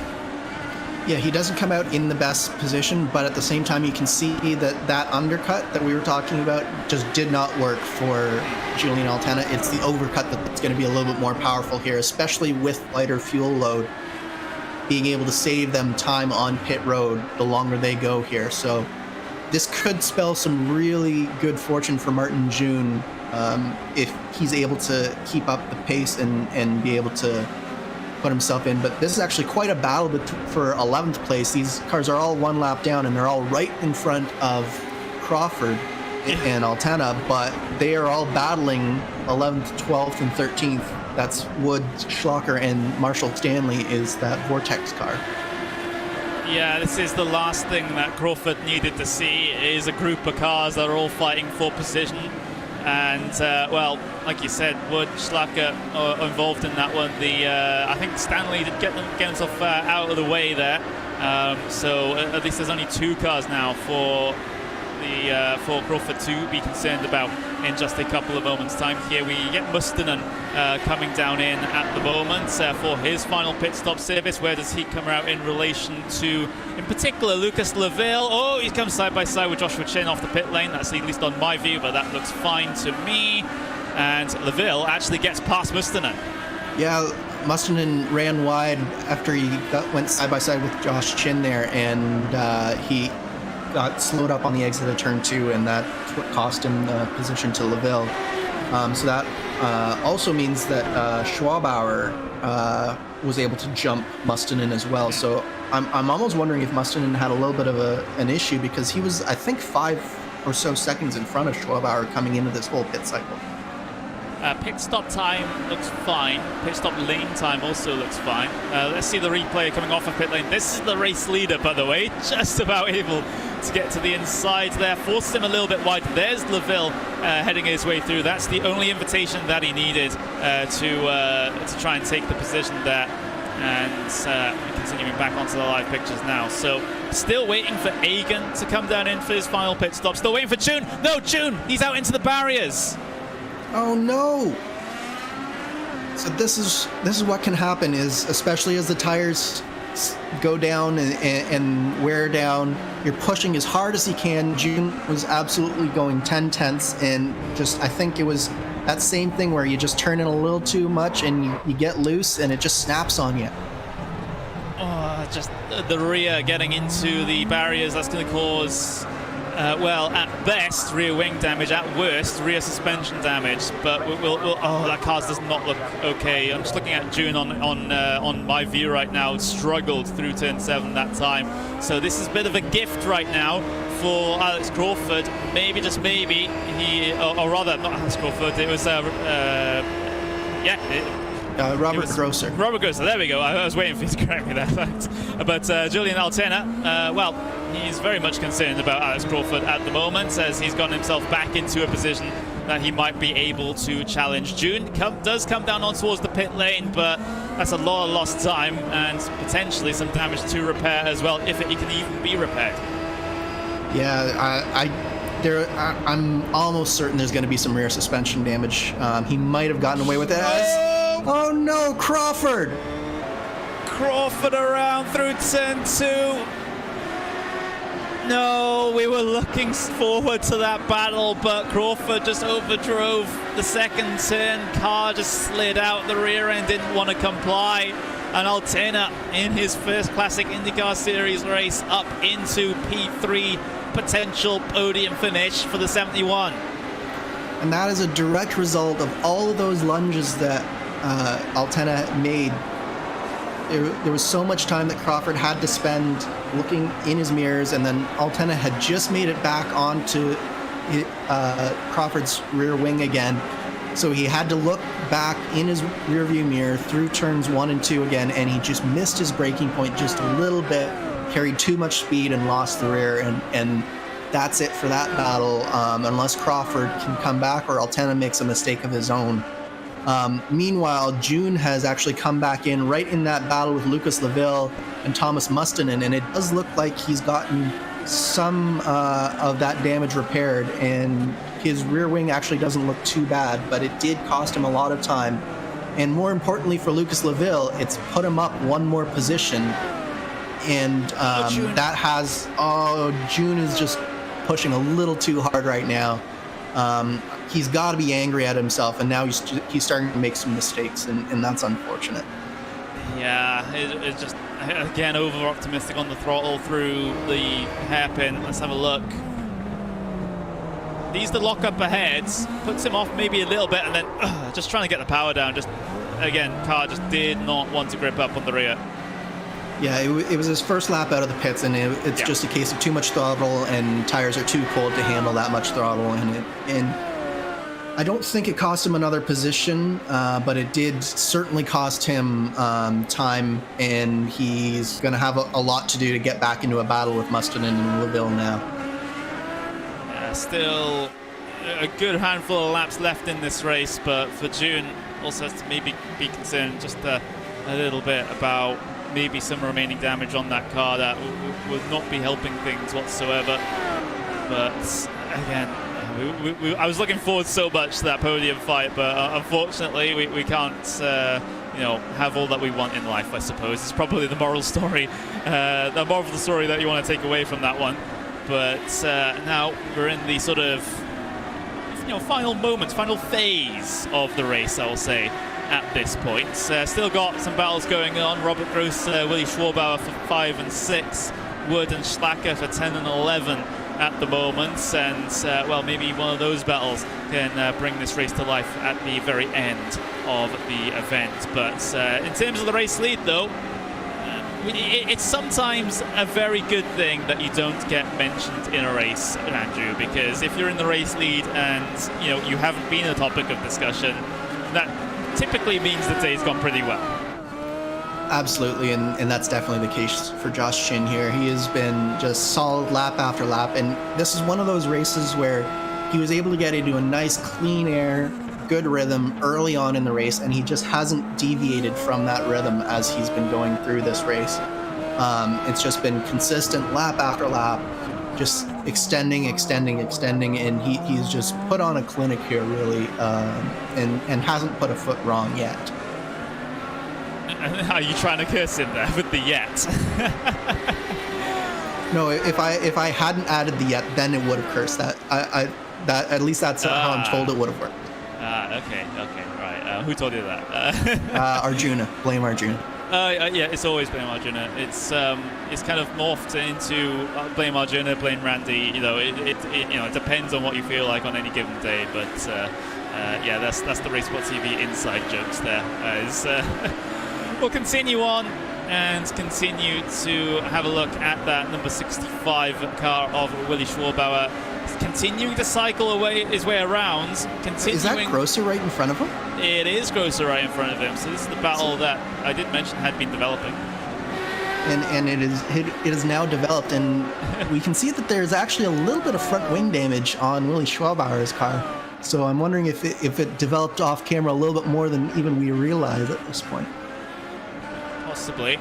So doesn't seem to be affecting his pace much at all. He's still able to keep up with Robert Grosser, that's for certain. So getting away with one slightly there on the brakes into that final corner. A little bit of a lock up there from the Vortex car ahead. That seems to be the Robert Grosser special at the moment. Just a puff of white smoke into the heavy braking zones here. It's not too kind on the front tyres, I suppose. No, it's definitely not doing the front tires any favors, and this is actually a sort of a trap position for Robert Grosser, because he spent probably...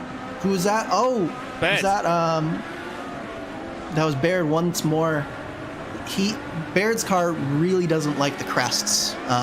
It looks like this has got to be his third incident on different separate crests that he's come over.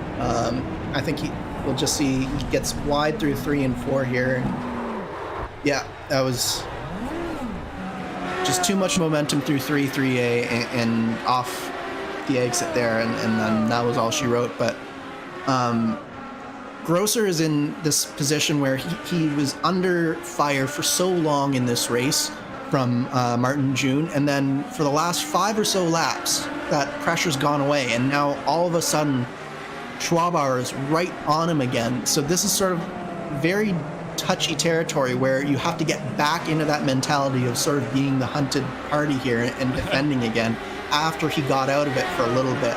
So it'll be interesting to see if he makes some mistakes, sort of like what we saw with Crawford making that one mistake with Altena after he caught back up.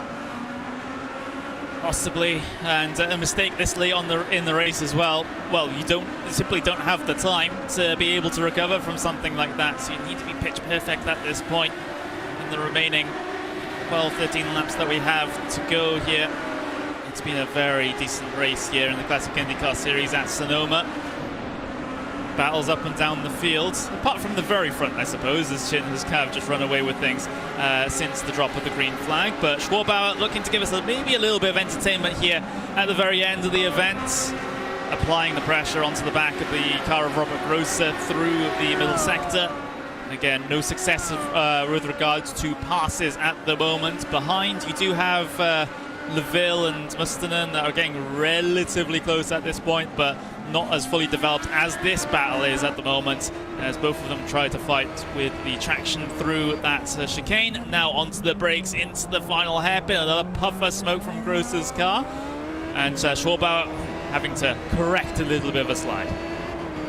Yeah, it's just that power delivery in this car once again. It's a very violent, after you get past about 8,000 RPM, and it just always wants to spin the tire. But Schwarbauer is doing everything he can to put Grosser under pressure again. It's going to be very difficult as we get down to the end of this race for Schwarbauer to get by, but if anybody can, Schwarbauer has demonstrated that he's one of the best at passing at this circuit throughout this race. So I wouldn't put my money past Schwarbauer making a move in the next few laps or so.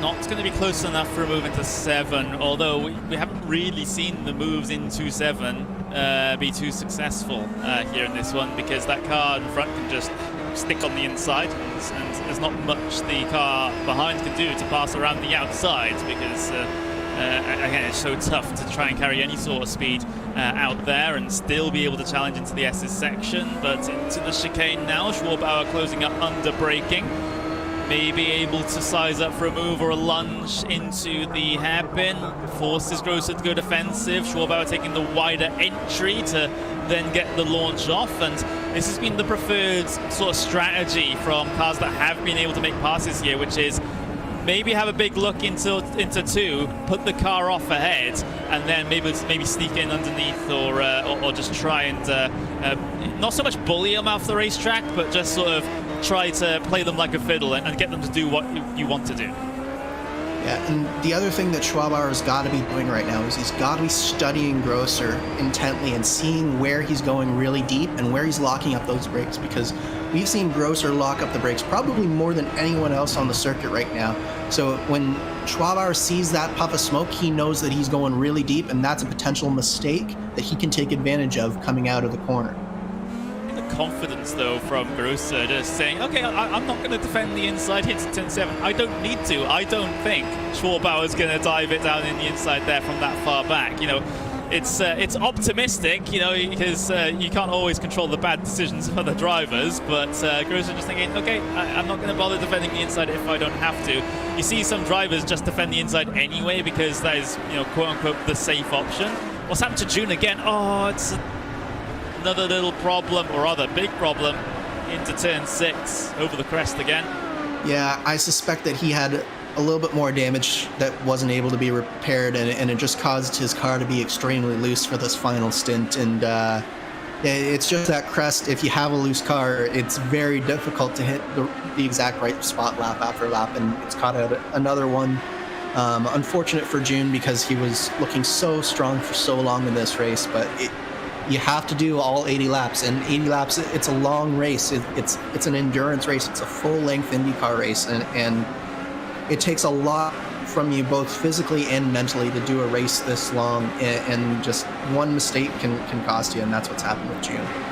Here's a question, and probably a challenge for Joshua Chin. Can you lap the entire field with the 9 laps we have to go?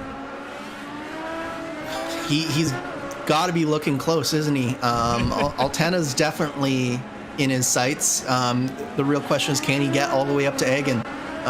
But what is that? He's got a 62-second lead in 72 laps. So maybe if he hadn't been held up on that one pit cycle, he could be lapping the entire field here. It's just been a clinic from Joshua Chin so far in this race. It's been fantastic from the 93, I gotta say. But battle for P number 5 it is then, though. Still between Grosser and Schwarbauer. Schwarbauer following as closely as he dares through the first sector, getting close once again into turn number 5. But again, you just got to think about the calculated move here. He's closer than he has been before into turn 6 now. Is that a mistake there from Grosser? He goes very wide through turn 6, but he's able to recover it quite well and not allow Schwarbauer an opportunity to get himself an overlap. At least there's another mistake from Grosser though into turn 7, but he has the gap to deal with it.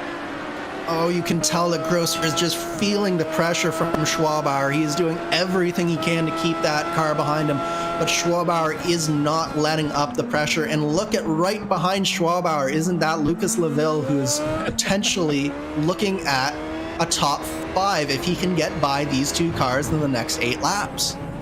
Fantastic. We weren't really keeping track of the progress of Leville, but Leville has a golden opportunity here. If he's able by some miracle to get both of these cars done in the remaining laps, that will be a huge help in the championship, sort of mitigating the points lost to Ethan Hagen, who currently resides in second at the moment. Look at Schwarbauer though, up 16 spots from where he started. Remember, he had to start at the back of the grid due to a penalty, and now he's on the outside looking in of the top 5. This is potentially going to be an exemplary drive for Willie Schwarbauer. It is already so far, but it can all end in tears rather quickly just by one wrong move. Absolutely, but Schwarbauer has at least demonstrated, because most of his spots were not in the pits. They were on track passes that he's made. So anyone has shown that they know how to make a pass without putting a wheel wrong, it is Schwabauer. So it's been a very impressive drive, possibly even driver of the day, if not for Chin having almost lapped the field. Yeah, possibly is. We'll track the progress of Chin to see if he is able to get the entire field put one lap down. So, you know, if there are any marginal fuel issues for anyone further back, then that wouldn't be a problem anymore, I suppose. But we're not expecting that, given the way the pit stop cycles have worked out here. But let's have a look then. As lap 74 of 80, we're getting very close to that point where, you know, getting to the ends of the stints here, starting to get to the ends of the useful operating range of the tires, getting towards low fuel loads as well. So it's all those factors starting to come into this one now. And, well, Schwabauer still attempting that run through turn 6 out into the dirt a little bit, across the curb there. Now on the brakes into 7, a little bit of a puff of smoke again from Grosser in front. This is starting to get a little bit too hot for my liking. Yeah, it's getting spicy for sure. And one of the things to keep in mind is, for the first time in this race, we're really seeing some differentiation in pit strategy as well. Because Grosser and Schwabauer were not pitting necessarily on the same lap, so you might be seeing a little bit of tire differential here coming into play as this race winds down. Same with Lucas Leville. That last pit stop was much more spread out than the first one was, and it could be making for a very spicy finish. Oh, getting close through sector 1. Schwabauer trying maybe something a little different compared to what he's been attempting so far on this one. I get the feeling that Grosser has taken a little bit too much out of his tyres due to all those front right lockups that he's had. That's not too kind to the front tyres whatsoever, and this is where it starts to really hurt towards the end of these stints here. Schwabauer, he's been driving aggressively as well, yes, and in the dirty air, but it seems like he still has the pace here. Looking to the inside of turn 7, there's a gap open on the inside here that Schwabauer can use to try and squeeze his way through. There's a little bit of contact between the two as they head their way into the S's section, and Schwabauer is through. Schwabauer up into 5th place after starting at the back. What a move from Schwabauer. You had to think that he knew that that's where the move had to happen. It didn't look like he wanted to make the move there, but it had to happen there simply because of the run. He kept on getting through the carousel, and he was finally just that maybe 2 meters closer to Grosser that lap than he was on any previous lap. Ends it down the inside. What a move from Schwabauer. Just a little bit of contact, but really overall a clean move and a great move from Schwabauer to get that top 5 with just 4 to go. The inside wasn't covered off there by Grosser either, so, you know, I think Grosser just got into more of a comfortable spot.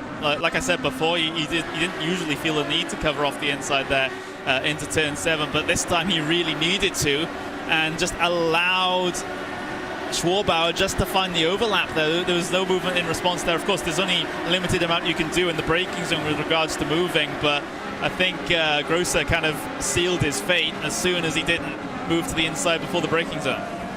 Yeah, you saw how very little overlap that there actually was there from that top angle, and it's just great to see that type of respect from both of those drivers. Schwabauer very easily could have locked up the brakes and taken them both out at that point. At the same time, Grosser gave him just enough space to make that move happen, and happen cleanly. Great battle, great move, great racing there. Now, where does Leville factor into this one? Because yes, you know, both Vortex sim racing cars here for Grosser and Leville, but does Leville say, okay, I've got a championship to be concerned about here, so maybe a little bit of a swapperoo between these two, I don't know at this point, but you know, with a handful of laps to go, certainly wouldn't be surprised unless they're deciding, okay, we're just going to fight it out here for this position. That's certainly the more preferable option. A little bit of lap traffic ahead. I think that's Wilson that is Jamie Wilson that is damaged and lapped at the moment. He gets well out of the way indeed. Schlacker having to come down in for a final pit stop here, maybe a bit of a final splash and dash, although saying that, maybe drive-through penalty, because instant limit to be concerned about here. He was only 11 laps in this stint. Yeah, I think it might be a penalty for Schlacker, but this battle, surprised if with this much time left in the season that there would be team orders between these two. I think that they're going to fight it out. That being said, I wouldn't put it past Lucas Laville just making the pass on speed as well. It seems like Grosser's tires are starting to go away. We can see that Schwabauer has put in a pretty good gap in the couple of laps that he's been in front of Grosser. So Laville might just be able to make this pass on speed, and Mustonen is not out of this battle yet either. He's only less than 1.5 seconds back at this point. Maybe that's a little bit more encouragement for Vortex to try and get the switch around here, because Mustonen is indeed closing in. So if these guys have a bit of a ding-dong battle, then Mustonen might be in a position to try and capitalize on anything that might happen between the two teammates here. So it's something that these guys have to think about at this stage. Laville has to think about his championship. Grosser has to be, just thinking about salvaging P6 from this race after a fantastic battle with Willi Schwabauer. But let's see how these guys sort it out between themselves here at this point. Joshua Chin is getting close to Egan, almost going to be able to put a lap on the entire field here. I'm pretty sure he won't be able to make that a reality here at the end of this one. A little bit of a lockup again from Grosser in towards that chicane. It's been characteristic of his driving here today, those little lockups. Again, another little lockup into the hairpin as well, as Laville continues to close in as they head their way across the line to start the penultimate lap here. And well, let's see what happens between these two, because it could have a little bit more drama yet, I suppose. Yeah, you just got to think about all the pressure that Grosser's been under for so long in this race. He's had so many cars right behind him and very close to him throughout this race, and you just got to wonder if he's just pressing that little bit too hard on the brakes and trying to take it in that little bit too deep, and that pressure has sort of started to get to him. And you're just seeing those little lockups and those little mistakes creeping in, because with just 2 laps to go in an 80-lap race, it's been a long day to have that many cars that close to him. With that, though, let's take a look at Joshua Chin then, because he's heading his way through the final corner now to take the white flag. So this will be the final lap then for Joshua Chin. He does have that car directly ahead of him is Ethan Egan. So I guess if Chin wants to go chasing for something and put a lap on the entire field, that's the car further down the road. But what a fantastic race it has been for Joshua Chin here. Dominant from start to finish, and just, 2 more sectors to go, and he'll be able to take the race win here at Sonoma, which, is very much well-deserved. Absolutely. It's one of those races where you just know that the car, the driver, everything was just working in perfect harmony, and he's just hasn't put a wheel wrong all race, and you can see him even getting very close to Egan through that hairpin there. He wants to put Egan a lap down, you can tell. He knows that he's got this win in the bag. He could probably get across the line even if he makes a mistake at this point. So he's looking to get that last car on the lead lap done right here. Connery, why don't you take it home with Josh here? Let's have a look. Joshua Chin versus Ethan Egan to put an entire lap on the entire field, and Chin is able to make it work. What a dominant performance from the number 93 Team Chimera machine. Dominance at Sonoma for Joshua Chin. He takes the race win here today. Ethan Egan home in second place behind after an error through the final turn puts him 1 lap down. Looking back to Willi Schwabauer. Well, Schwabauer is going to come across the line in P number 5. Robert Grosser, P6. Laville made an error on that final lap through the first sector, which means he's only going for P7. He won't be able to try and chase Grosser for that P6. So P7 it is for Lucas Laville. Here comes Jan Hoffman and for Vortex as well. He comes across the line in P10. and we're just waiting for the rest of the field to trickle their way through. But look at that on the left-hand side, Andrew. +1 lap or more all the way down. Just an incredible drive from Josh Chin. Quiet drive from Ethan Egan, but really good championship winning type of drive from him to come home in second place. He ran a nice quiet race the whole time. And then what can you say about your debut being on the podium in third for Julian Altena? That's got to be a great feeling for him in his first race in this series to come away with the podium after a great battle with Alex Crawford for so much of this race. There he is out there for Velocity Online Racing, number 71. One race, one podium for Altena. Great stuff indeed.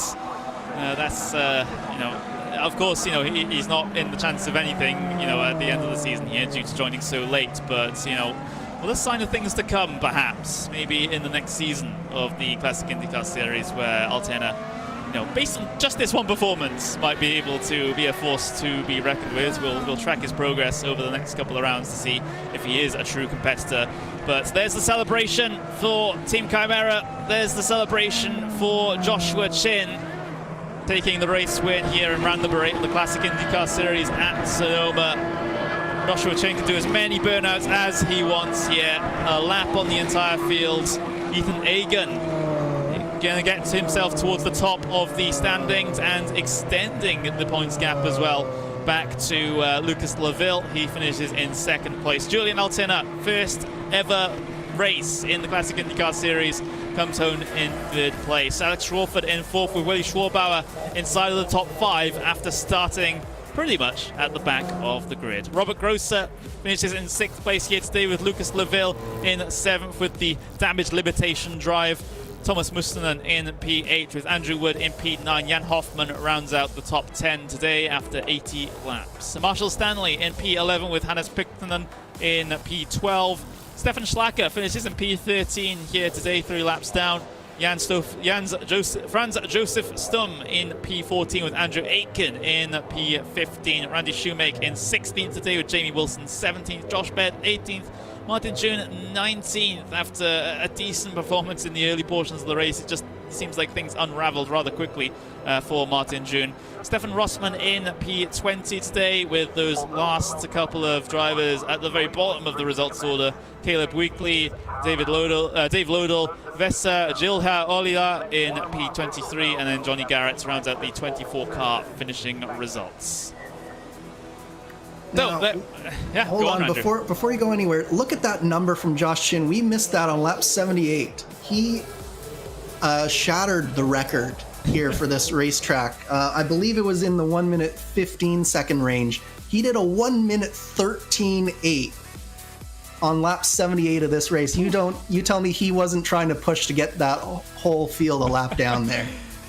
Was it 1:13.8? That's faster than his qualifying time. Unbelievable. Joshua Chin does it again.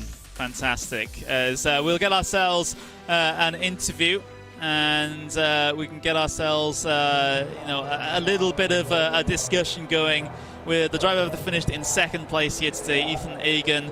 It seemed like really no one had anything for Joshua Chin in this race, so I'm guessing you're very happy with second place, considering where it puts you in relation to Laville. Oh yeah, definitely. Like, second place is basically a win for me, since I'm pretty sure I'm the points leader now. So and I don't know what Josh Chin ate this morning, but man, he was fast. I don't know. Maybe like Valtteri Bottas, he had his porridge this morning. Yeah. I don't know, but for you guys, it seemed like there wasn't too many dramas for you out there. It seemed like all the dramas really happened behind you. Both some bits of car-to-car contact and a lot of self-spins here today. How difficult is it to handle one of these cars around here? Because we were having discussions through the race where the crests try to kill you, the curbs try to kill you, the turn-ins of some of the corners try to kill you. It seems like it's a death trap around here. Yeah, it was tough. I mean, I almost spun around or went off track a couple of times. Luckily, I didn't. But yeah, like those curves are pretty deadly. Like I had in practice today and spun out a bunch of times. So try to stay with the curves as much as possible and just hope for the best and get a good finish up for it.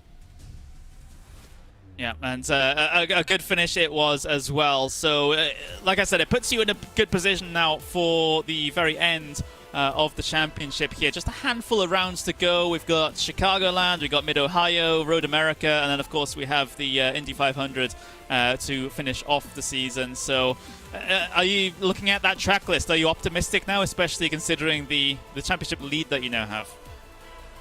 I mean, my main focus on the road courses right now because that's where I'm been more better at than the ovals. But hoping I could have that luck again like I had in Michigan 2 weeks ago. So it ain't over till it's over. So that's what I'm trying to aim for. That's certainly the attitude that's going to be beneficial. Just got to keep yourself on your toes.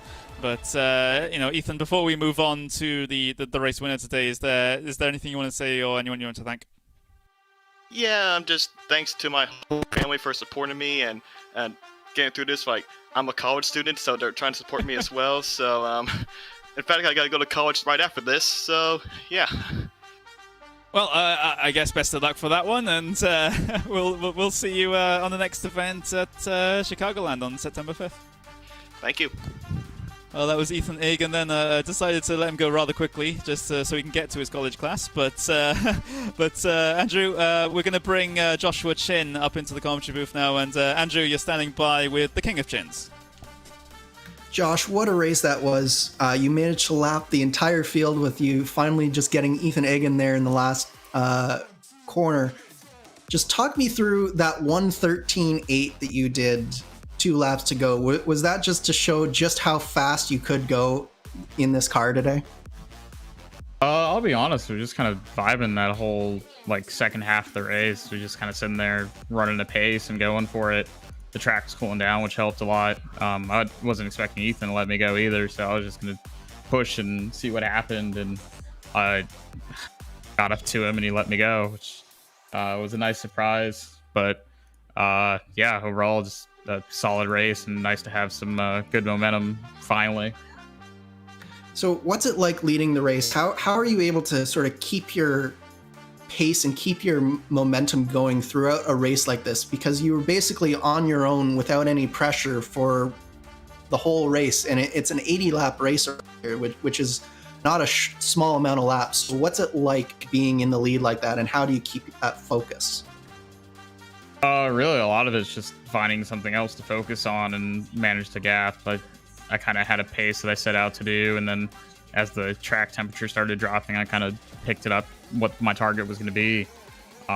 Most of the race was just talking to Andrew and Jamie and just kind of, doing I won't say the rest of it for Race Spot, but just through the rest of the race, especially with the problems they were having, trying to help them get through it and just get them to the finish and get us some good team points. Awesome. And you mentioned the points. You are a fair ways back in the points, but this result today definitely helped. We're going to Chicagoland next, which is going to be an entirely different animal compared to this one. How do you feel about Chicago and the rest of the season coming up? Well, I like Chicago, but knowing how my luck has been on ovals this season, I'm probably going to get hit and put out of the race in the first third. So if I make it past that, I'll be happy with it. I think the points are a little far out, especially if Ethan, even on a day like this, finished second. It's a good point stay for him to manage that gap. Lucas lost points, so it's going to be hard to get up to Ethan for that lead, but just run the rest of the season and go for wins and see what happens. Awesome. Thanks so much. Anyone that you want to shout out to or give thanks to? Big shout out to Andrew Wood and Jamie Wilson for their work on the set. I didn't get to do a ton past Wednesday, so they picked up the slack and car was good. I appreciate all their help, everyone at Team Chimera, Team Talent, and hopefully we'll go get them Chicago too. All right. Thanks so much, Josh, and congratulations on the win. A dominating performance from Josh and Henry. I really can't emphasize that enough. Just pure domination from Josh Chin today. Untouchable, and he needed a result like this because like he said himself, especially on the ovals, it hasn't been a very good season so far. So, you know, if he was able to recover some form of results from those ovals, maybe he'd be in with a shot of, you know, the championship at this point, but it's simply not to be. But, you know, Chin, you know, has a lot of, on a good day he has a lot of pace, but on a bad day it's you know, just things going wrong for him, and it's that consistency that's the problem sometimes. But it's good to see him get a fantastic result here today.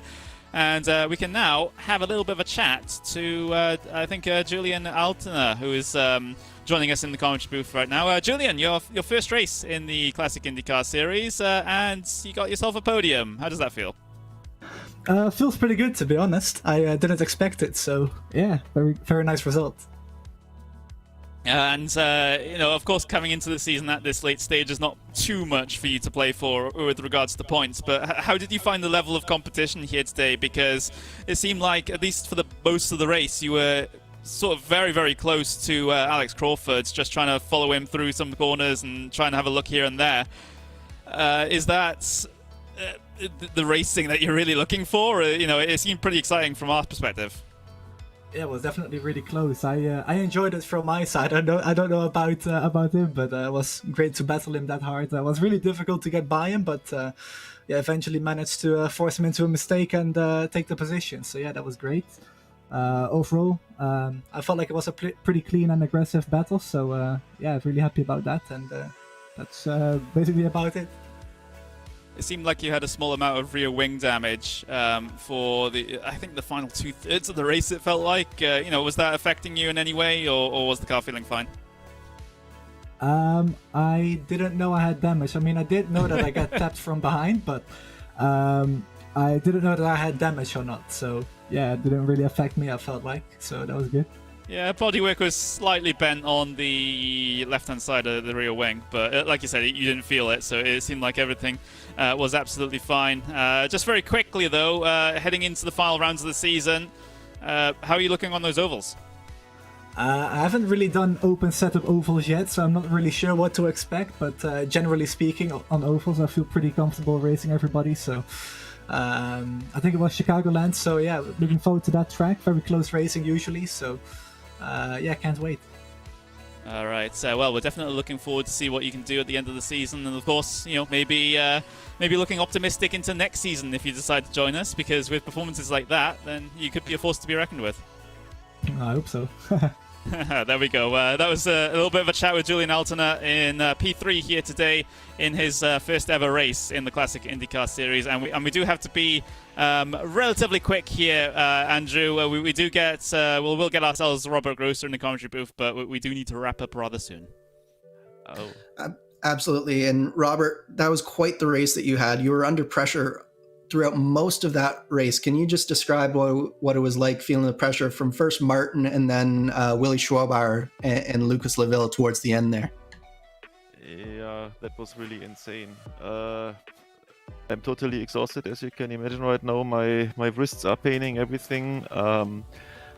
It was really a handful, as you said. With Martin, he gave me a lot of pressure. I think for some 40 laps, half of the race, and then I really had to stay so focused to make no big mistakes and yeah, try to defend properly and all. Unfortunately, I failed to do so with some 5 laps to go when Willie finally did an attack on me, and I had nothing for him.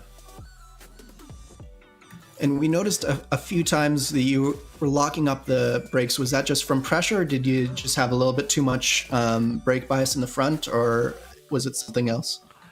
No, that was me overdriving a bit. I had some occasions also when the rears were locking up. No, that was... I mean, the first stint, I really did a lot of like lifting and coasting, saving fuel. Still trying to hold the guys behind me. After my first pit stop, I threw the fuel saving out of the window, and then it was race on because I saw that the guys ahead of me are pulling a gap, and the guys behind me were increasing the pressure. So then I drove, yeah, with everything I had. Well, it was definitely a very entertaining drive from our perspective, and it was a pleasure watching you and Willie and Martin duke it out there. Anyone that you want to thank here quickly? Yeah, first of all, thanks to my teammates for preparing the car throughout the week. Jan, Lucas, Marshall. Obviously, thanks to you guys, Connery, Andrew, for a very entertaining broadcast. I'm quite sure. I'm looking forward to watch it. And yeah, pretty much thanks to all the competitors on track today. It was, from what I could see, it was a really clean race from my perspective. I have to be honest, I was very busy, so I didn't really see a lot of things outside my bubble. But yeah, anyways, with traffic, with the lap traffic and all, that was really smooth. So thanks to all the guys on track. All right. Thank you very much, Robert, and great racing out there. And Connery, I got to concur with Robert here. That was a great race. Probably one of the best races that I've seen at Sonoma. One of the more entertaining ones with battles all throughout the field. How about you? Yeah, that's one of the better road course races that we've had in the Classic IndyCar series. So it's been a pleasure for me to come along, at least in a temporary fashion, to cover it. Of course, we'll get our maybe a more regular commentary team back for the final rounds of the season. But that was the rounds at number 8 done here at Sonoma. Next time out, September 5th, we head back onto an oval. We head onto Chicagoland for round number 9 of the championship. A lot of storylines heading into there. Of course, we got Ethan Agan leading the championship at the moment. Let's see if he's able to extend his advantage on the oval. He doesn't sound optimistic in his interview, but we'll remain optimistic for him. Joshua Chin, let's see if we can get some of his consistency back and perform on the ovals, which this season have been his kryptonite. And of course, we'll see Julian Eltner take to his first oval in the Classic IndyCar Series as well. So with that, that's been me, Connery Maddock, with Andrew Kinsella, my co-commentator. Hugo Luis behind the scenes pushing all those buttons. We'll see you again on September 5th for Chicagoland. Bye-bye.